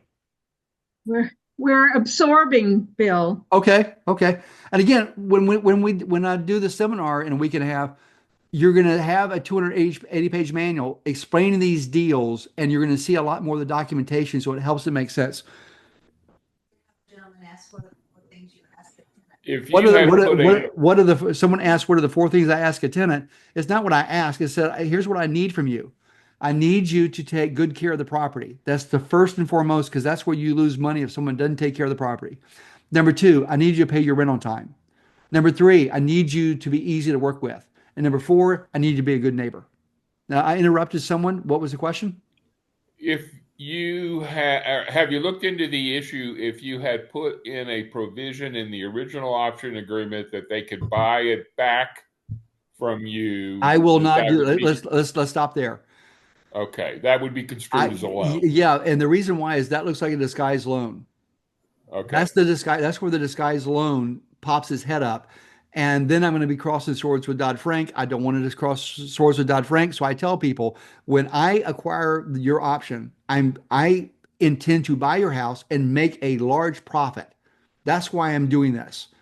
Now, he did it because he wanted to build family memories with his family. So he had his own reasons why he said yes. That help? Okay. That's what I thought. Okay. So let's look at an interesting option that we did in 2023. And I'm going to go a little bit over, guys, but I got two good deals left I want y'all to see. Now, this lenders, pay attention to this one. This is for the lenders in the room. And Kim and I have been doing lending since the late 90s, early 2000s. And I learned my lending from Dyke Spotiford, and many of the lending deals I've done over the 20 years, I did with Dyke Spotiford. He and I were in the deals together. And we lost Dykes last year, last fall. And I miss my buddy a lot. Tremendous amount. It just hurts every day. It hurts every day. Anyway, so let's talk about something I add to my options or add to my lending that you might want to consider doing. I don't do this with every loan I make, but in 1 in 4, 1 in 5, 1 in 6 loans, I add a kicker, an option kicker to my loan. So pay attention to this. What you're looking at is a mobile home park in Rome, Georgia. And I had my friend Melvin come to me and he wanted to buy a 10-pad mobile home park in Rome, Georgia. And Melvin had agreed before I was ever on the scene to buy it for 185,000, and he'd agreed to put down 16,000, but he didn't have the money, and no bank was willing to loan to him. And the seller who was selling him the park said, "I have a friend named Bill Cook. He may be able to help you with a loan." So that's how I got involved. And I went and talked to Melvin. We went by and looked at the park, and I liked Melvin a lot. So he agreed that if I loaned him the money, that he would pay 13% interest, and he would pay 4 points. But the 4 points, a point is 1% of the loan, so the 4 points would be rolled into the note. So this is what was agreed to, and Melvin agreed, in addition to this, to sell us a secured option. And the option in this case will allow me to buy a 10% undivided interest as tenant in commons in his park anytime in the next 50 years. And the option would cost me $1,000. And you might be asking, why on earth would he do this? Why would he grant you this option? He just needs a loan. And I would agree to do the loan for him. But I wanted the option kicker. I want you to see why. So let's answer that question. Why did Melvin agree to sell us an option? And again, the option term was 50 years. Strike price is $1,000. So if I give Melvin $1,000, then I have the right anytime in the next 50 years to say, I want a 10% interest in the property. So let's say it's 10 years from now and he goes to sell it. I'm going to get a phone call because my option's recorded in the courthouse. And I can then say, I own 10% of the park and I can get 10% of the gross profit. Not bad, huh? And by the way, the consideration, $1,000 I paid to get the option, applies to the purchase price of $1,000. So once I've paid Melvin the $1,000 to exercise the option, I don't owe him any more money. Pretty neat, isn't it? Again, this is to the lenders out there. Most lenders don't do this. I don't understand why, because it's just a natural. So I also got the right to extend the option an additional 10 years. So it's a 50-year option. But if I pay him anytime during the option $500, I can extend this and make this a 60-year option. Now, you're looking at me and you may be questioning whether I can live another 60 years. And up until recently, I would have told you no. But after seeing what Elon Musk has dug up on how old people live in America, 250, 300 years, this is nothing. This is child's play. So I know I'm going to be around when this option, I'll be around for the next 60 years, no doubt. In addition, I got a right of first refusal. So if Melvin decides to sell his 90% the 90% of the park that he owns, I get to buy it. So if he finds someone that wants to buy his 90% of the park, then I can buy it, but at a 15% discount. 15% discount over whatever his buyer is willing to pay. Now, again, you're asking yourself, why would Melvin agree to this? Why would anybody say yes to this? Melvin had no trailer park experience. He had never done a trailer. He had never done a trailer park. And Kim and I are trailer park kings and queens. She's a trailer park queen. I'm a trailer park king. We own a trailer park. We love trailers. We know all about them. I love doing money deals. And so what Melvin wanted from me was my experience, to look over his shoulder, to make this park a good park, to make this deal a good deal. And he felt giving up 10% interest in it was a good idea. Okay. And that's why we did it. And before he bought, and this is me at work. Before he bought the park, I went out there and looked and realized it had a sewer problem. And that's the sewer problem right there. So I went back to Melvin and said, "Hey, Melvin, you got a sewer problem." He said, "Yeah, it's just some standing water." I said, "Yeah, sewer." And so I had Melvin modify this contract. So the original purchase price was 185, and I had him approach the seller and offer 145, and the seller took the 145 once the seller understood the park had a sewer problem, which the seller already knew. So that's a $40,000 price reduction because I went and looked and knew what I was looking for and got Melvin to take action. And the repair to fix the sewer was only $5,000.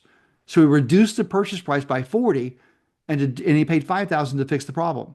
And the seller got rid of a property they didn't want. He didn't want, and Melvin got a property he did want. So when he was ready to buy the property, Melvin needed $29,000 to close this deal. That's what it was going to cost him. That's the cash he needed. That's what he had to give to the seller. And the amount of the note was 133,000. This is the note that he signed, was $133,333.33. And where that comes from is we rolled 4 points. Remember, a point is 1% of the loan. And this was 4% of the loan. So if you took 4% times 129,000, you would get the correct numbers here. So the loan amount we were loaning him was 128,000, not 129, 128 plus the 4 points rolled in. But the total loan he was going to sign for was 133,000. That's the loan amount, but he would get 128,000 at closing because the points are in the note. Next, the note terms were 10 years, 13% interest, 120 monthly payments of $19.86 per month, which he pays every month. And the option consideration was 1,000. Remember, he needs 129,000. So he's gonna get 128,000 from the loan, from the note, and then we're gonna buy an option from him for 1,000. So now he has his full $129,000. That's how we put this together. So 128 plus 1,000, 129,000. Whoop. I'm locked up. This isn't good. There we go.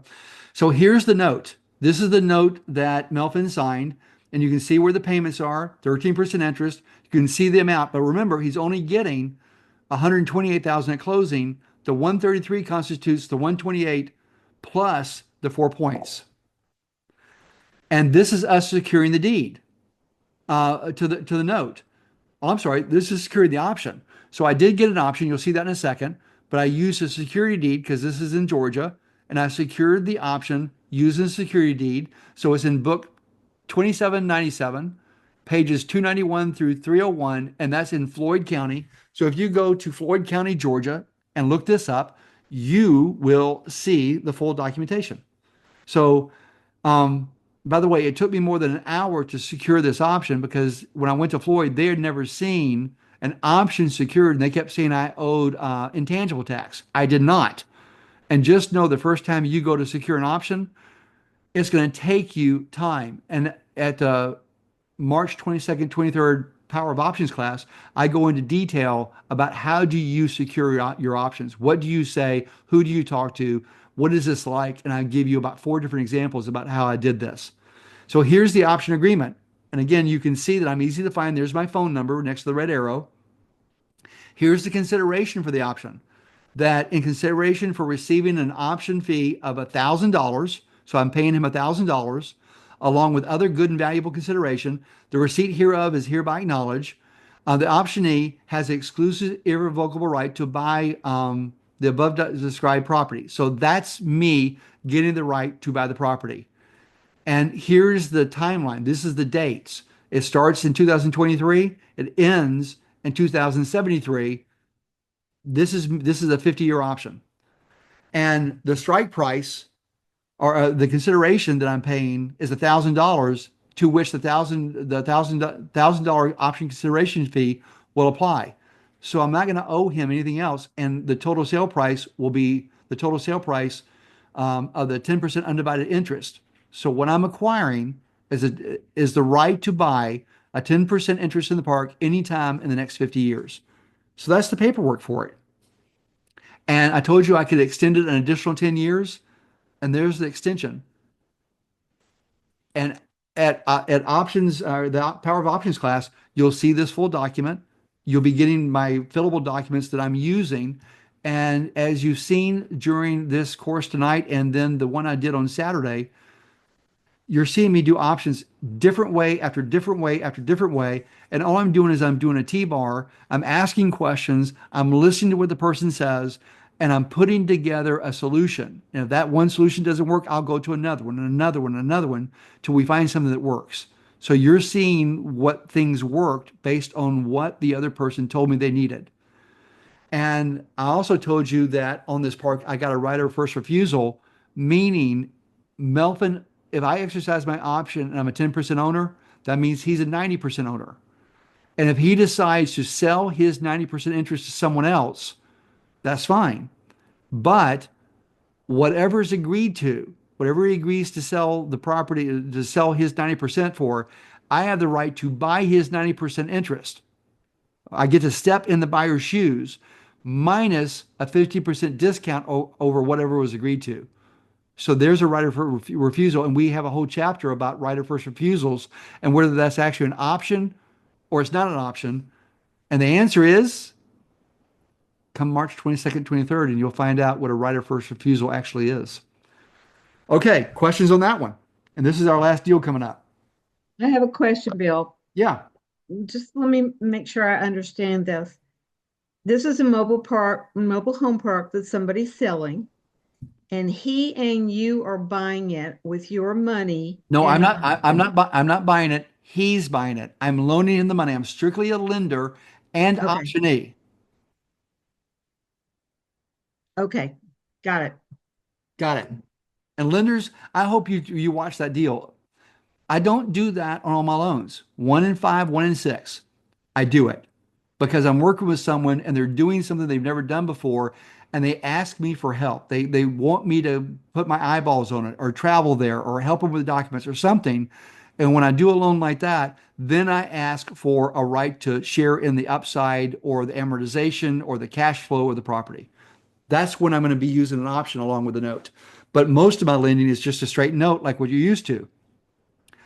But how valuable would it be to you to be able to throw an option into the mix on your lending?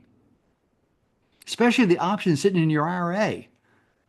And we're talking, that option cost me $1,000. Now, in that case, that is not in my IRA because I'm helping on the property. I'm helping pay, fix things up. I'm going out and looking.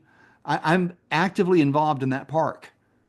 And because I'm actually involved, there's no way I'm going to have that inside my self-directed IRA account. Any other questions? Yeah. I have a question for you, Yeah. Bill. So it sounds like all you have to do at this point is let him know that you want to exercise the option because the Yes. consideration that you paid already takes care of that. So what is going to be your analysis as to when you pull that trigger or if you pull that trigger? Wait, is this Samantha? It is. Yep. Samantha, let's stop for a second. Would you please post in the notes about the upcoming cruise you and your husband are leading?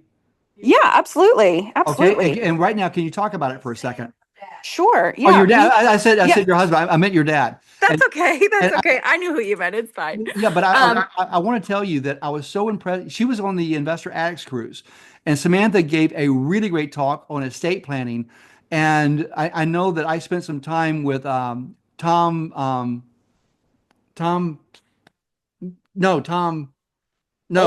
no, other one. Tom, Texas. Barry. Tom Barry, yeah. I spent some time with Tom Barry on Saturday when we went ashore, and we were talking about the package you put up, the course you had up for like $200, and we were all like, that was worth thousands of your knowledge level. but you did a really great presentation on the cruise. I was extremely impressed with you. I Thank cannot you. wait to see all that you do, but you really, you really rocked some people's worlds. And Tim and I just got done and we kept talking about how great you were. But anyway, I do want you to kind of mention the cruise and then go to your question. Yeah, absolutely.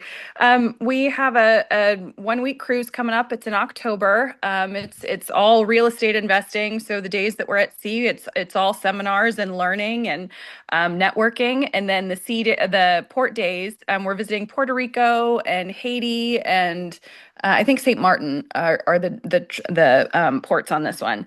And we get off and we explore the islands and we have a good time and come back together for dinners and things like that. But I'll put the some information in the chat there, but it's a really good time. We're going to have some great speakers and a lot of really good education and just they're a lot of fun. Even just the education is very valuable, but even just getting to know other investors and building up, the network of people that you have in your corner. That's probably my favorite part of it. It's a huge value to you and your business. So it's October 5th through 12th. It's going to be on the Royal Caribbean's Oasis of the Seas. So I'll put that in the chat box here. But to just jump back to my question, I'm curious. Before you jump, I won't let you jump back yet because Okay. I also want you to tell your mom and dad. I've known your dad for a long time, and because we're on a cruise ship for 9 days, I get a chance to be around you guys. But I really think the world of them. They're just great, kind, nice people. Thank And I you. just wanted you to know that they raised you well. Thank got you a very really wonderful much. mom and dad. So I just wanted to know. I wanted to tell you that on the ship, and I tried to a couple times, but I just wanted you to hear from me that you really impressed. Now we're talking about you again. You so impressed me and Kim. I just wanted you to hear that from me. Okay. Thank you, Bill. I appreciate that. And I'm really looking forward to seeing you guys again. We're all booked to come to your course in a couple weeks, Ooh. about a week and a half here. So me and my dad and my brother are all coming. So we'll be there to learn from you again. So looking forward to that also. Yeah. But thank you very much for your kind words. I appreciate it. I'm definitely blessed in the family department. Yes, you are. Absolutely. So, yep. Okay, so on the option then that you haven't exercised it. It sounds like from just what we're talking about. So, what is your determining factor as to whether or when you will exercise that? It's when do I want the house? And you Uh, should know so, that you're seeing me exercise an option on the house in Venice because I want to make my wife happy. yeah. And a lot of these, because I'm capturing the appreciation, and a lot of my options sit in my investment accounts. They just sit there and they just percolate. And then something happens. This is what happens to most of my options, that something happens. They need to move early. Well, let me give you an example. And this just happened. This happened 2 days ago.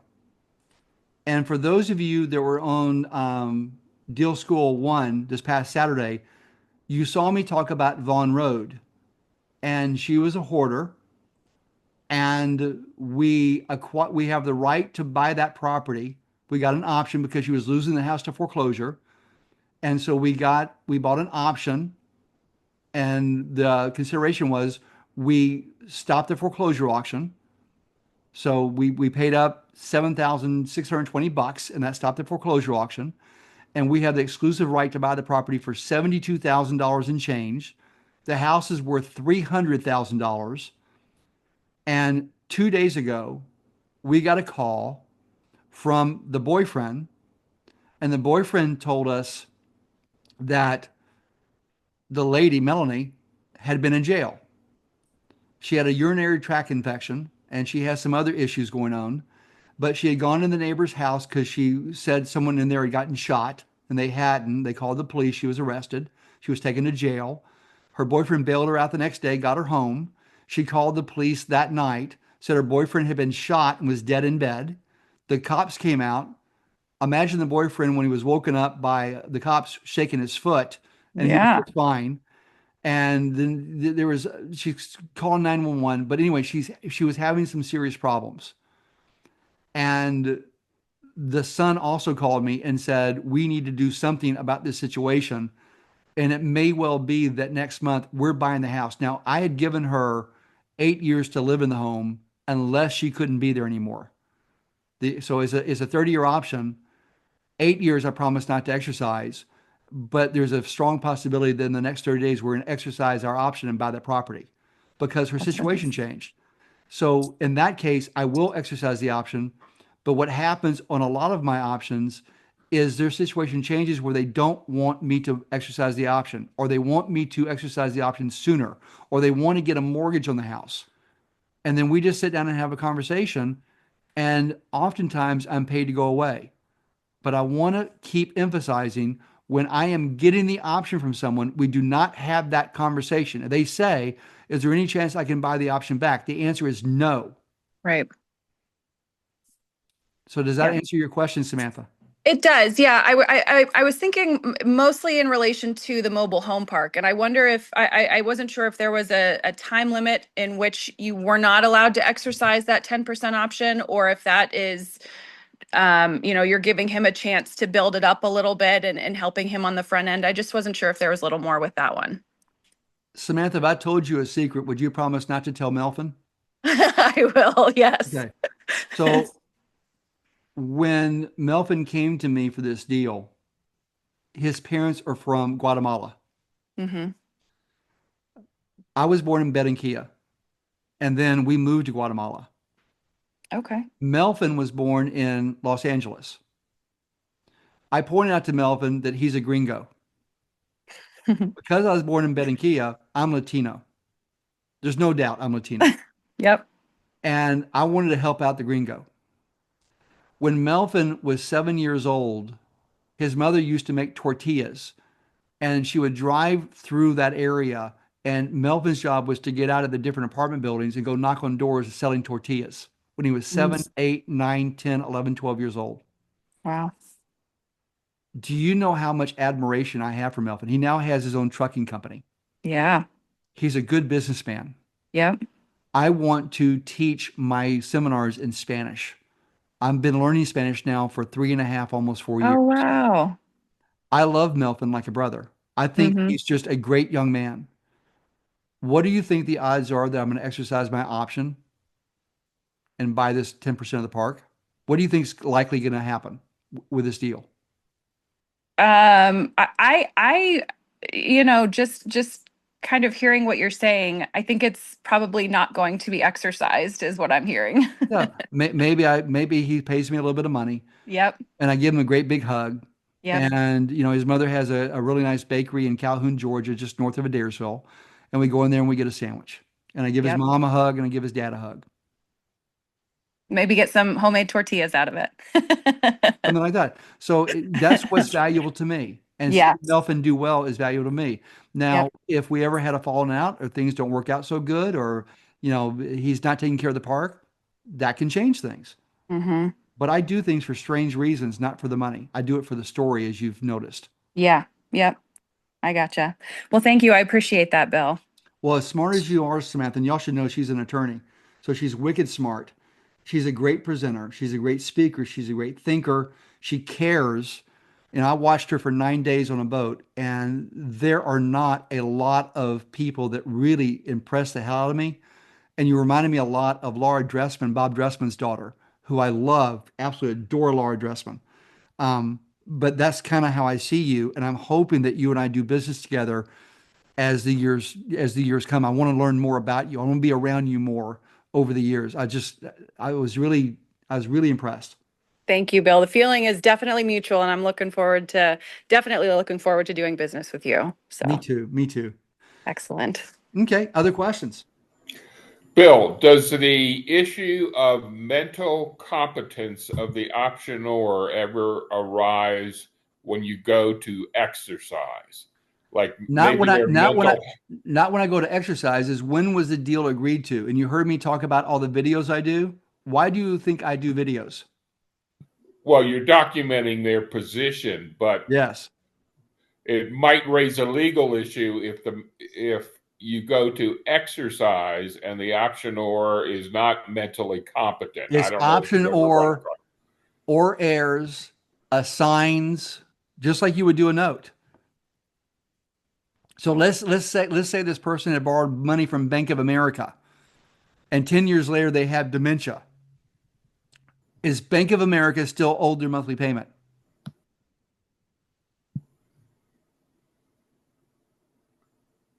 Hello? Yes. Yeah, Bank of America is owed the money.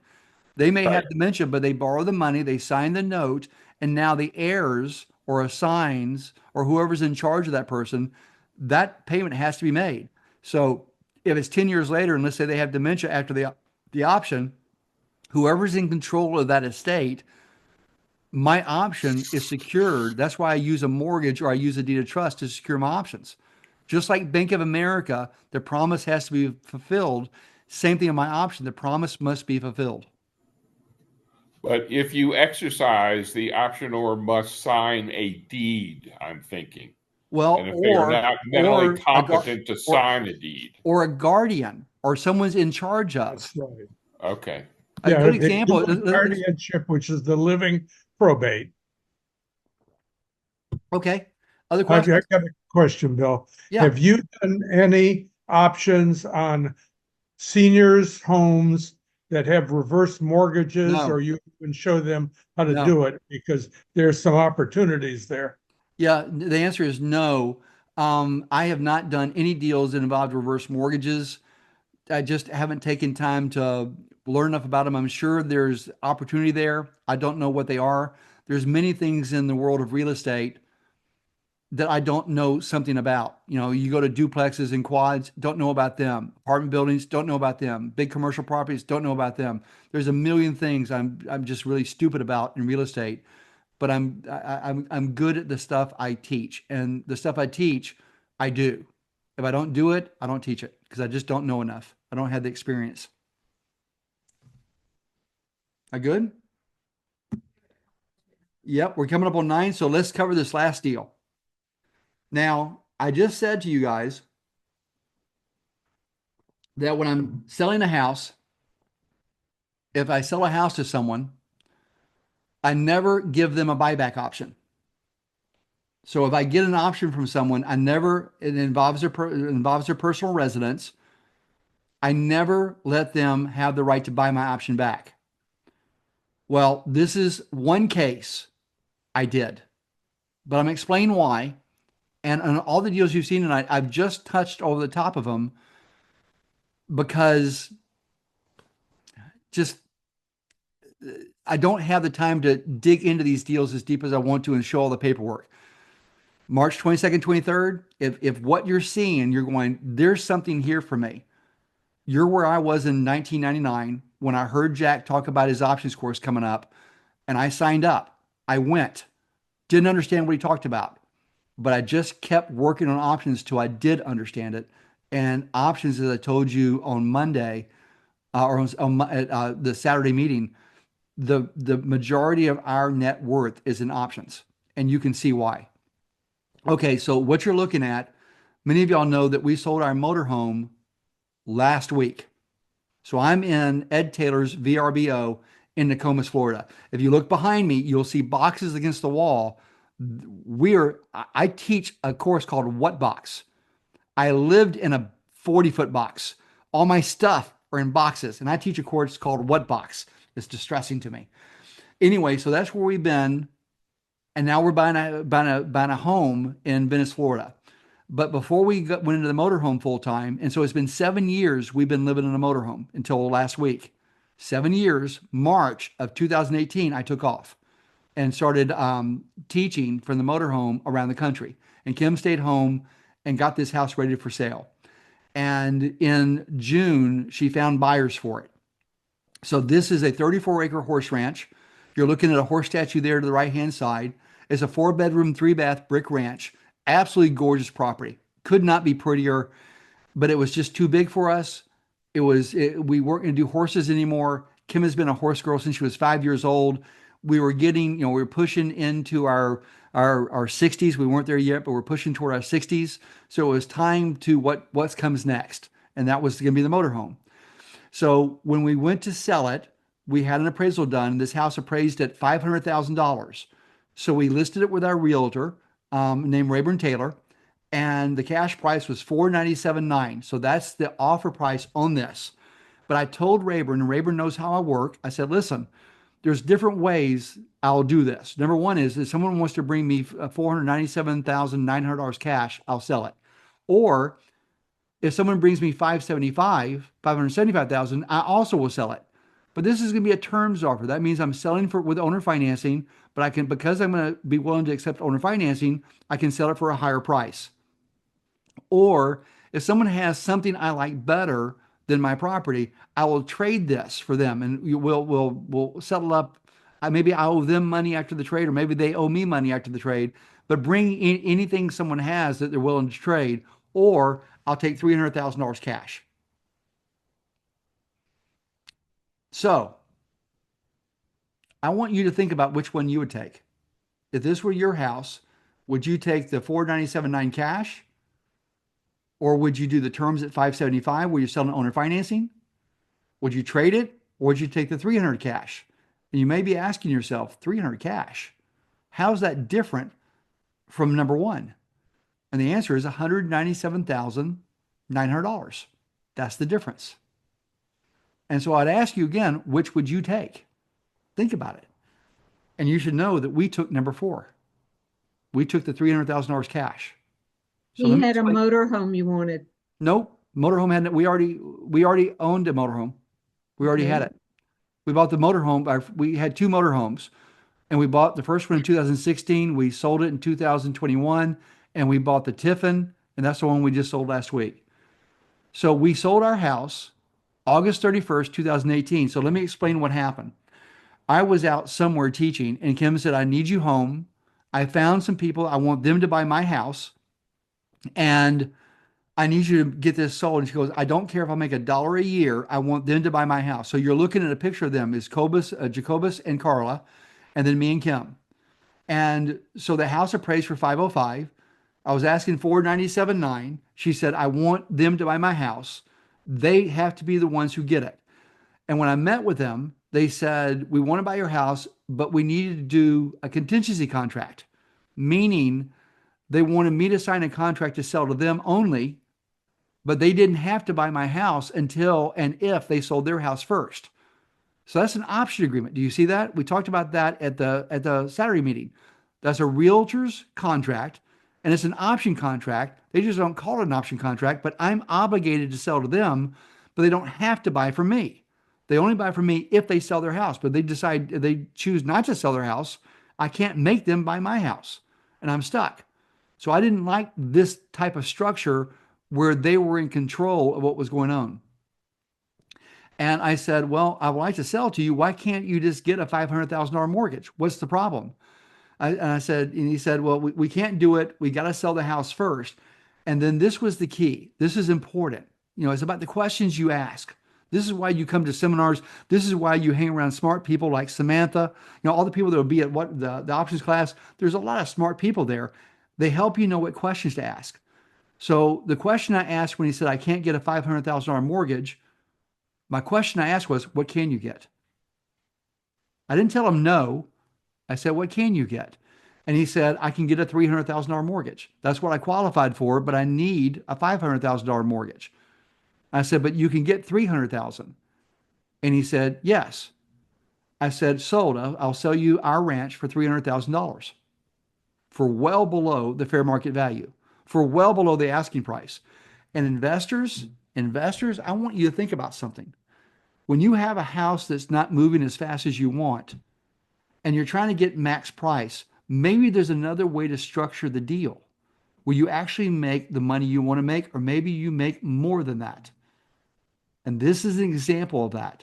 So you're saying to yourself, why on earth would I take $300,000 when I want $497.9?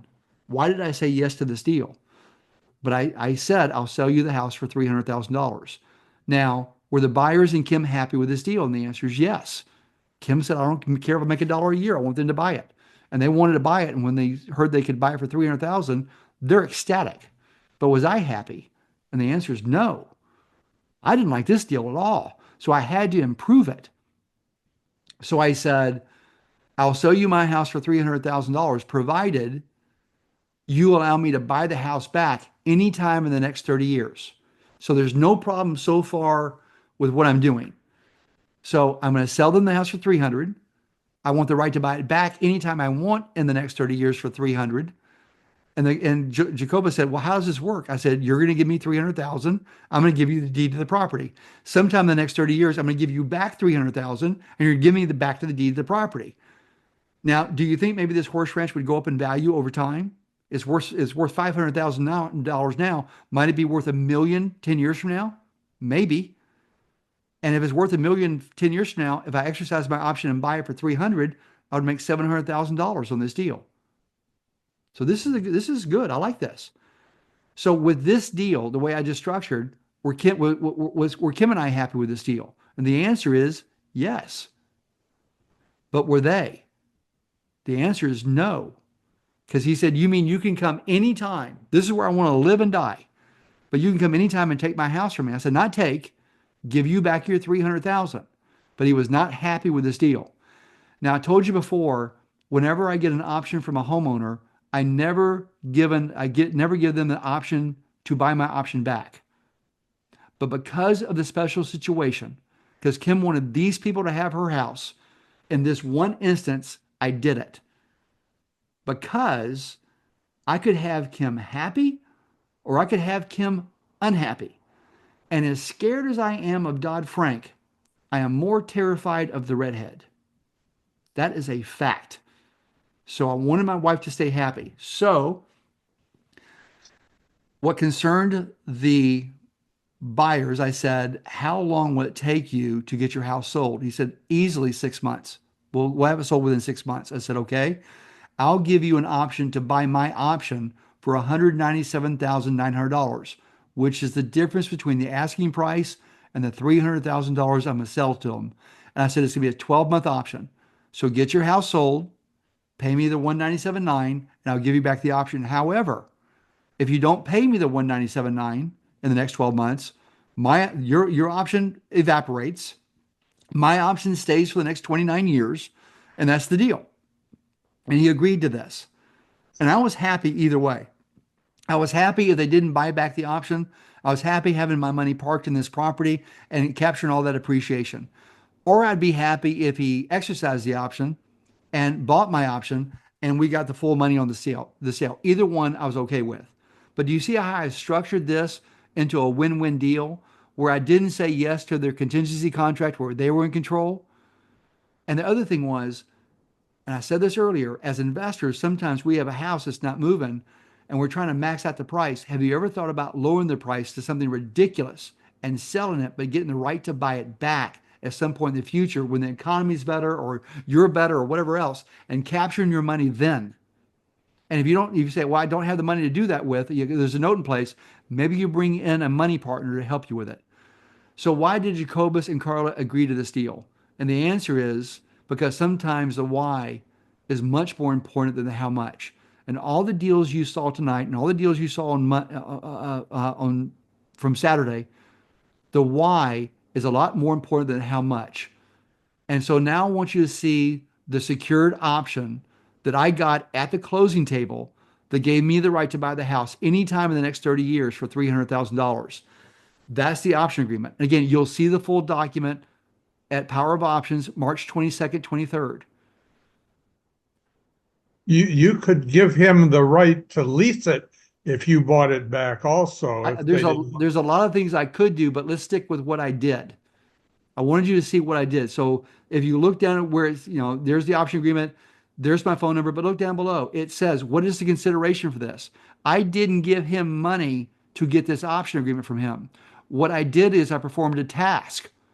I agreed to sell him a $505,000 property for $300,000. That was the consideration. Someone asked earlier, do I talk about consideration during the Power of Options seminar? And the answer is, every deal you see, we talk about consideration. And you're going to see all kinds of different ways consideration is done. So as you can see here, when it talks about the agreement dates, it's a 30-year option, but it also says that I can't exercise the option until after August 31st, 2019, and before August 31st, 2048. So for the first year, I can't exercise the option, though it's the 30-year option. But if you want to know how that's written up and what it looks like, that's the wording. And my strike price, if I go to buy the property back, is the $300,000. And one of the questions you're going to have, and we talk a lot about this during the seminar, what happens if they don't take care of the property? And what I do is, if it needs a new roof, I can let them know it needs a new roof. And let's say a new roof is $10,000. And they make the choice not to repair or replace the roof. Then I have the right to come in and replace the roof. And whatever I pay for the roof, let's say it's $10,000, I get 3 times that amount off the strike price. So if I did this roof, I'd pay $10,000 for the roof, but I got $30,000 off the $300,000 strike price, which means my new strike price would be $270,000. And if they didn't take care of the property, more than likely I'm going to exercise that option pretty doggone quick because they're not doing what they promised. Okay. If they go into foreclosure, so remember they got a mortgage on the property for $300,000 with an institutional lender. And what happens if they don't make the payments or they go into foreclosure? If they do, I can exercise the option immediately and I can take it subject to the existing mortgage. The first deal we talked about tonight was a subject to deal. This is another subject to deal. So they go into foreclosure, I get to buy it sub to immediately. At the same time, whenever I do exercise my option to buy this property, anytime in the next 30 years, it's still a subject to deal. Why did he agree to this? Because he wanted the property. And I said, for me to buy the property, if I do exercise my option, we're going to leave your mortgage in place and I'm going to make your mortgage payments on your mortgage for you according to the terms of your note. And then I extended my option. I had the right to extend my option to 40 years, an additional 10 years. And there's the extension language. And I told you I use options all the time. So that's an option to extend. There's a buyback option. There's a buy option. I use options all the time. And I have down here that it's recordable. So what if the optionor changes their mind? They decided to sell the property. They refuse to sell me the property. They try to refinance the property. They're not living up to their end. What can I do? And the answer is, I had this option secured. And in Georgia, I've never had to do this, but in Georgia, I would simply foreclose and take the property via foreclosure. Simple as that. And when you foreclose on a property in Georgia, as the person doing the foreclosure, I have the right to buy the property and then make the mortgage payments on the mortgage, on the senior mortgage, which is this is another way of saying sub to deal. So that's what happens if the person who grants me the option, if they don't do what they say they're going to do. This gives me the ability to do this. We talk a lot about this during the Power of Options seminar. And again, you can see that the consideration was that I agreed to sell them a $500,000 house for $300,000. And this was asked earlier. Exhibit B in this case is the option agreement. So you're seeing the option agreement go down. There's the option that the option that you already saw, but that's secured, that is secured with a security deed and in the courthouse so everybody can see it. So the following is a buyer's option that allows them to buy my option anytime in the next 12 months, and it's not secured. So this is what they gave me an option to buy it in the next 30 years for 300. I gave them this option to buy back my option, which I told you I don't ever do with homeowners, but special situation here. And the consideration fee was $1. So they handed me $1. They handed me $1 cash at closing, and then I handed them this. And it was a 1-year option. It started on October 31st, 2018. It would cancel itself out October 31st, 2019. And you may be asking yourself, what happened? What happened on this deal? Because I don't go into it here. I go into it at the Power of Options seminar.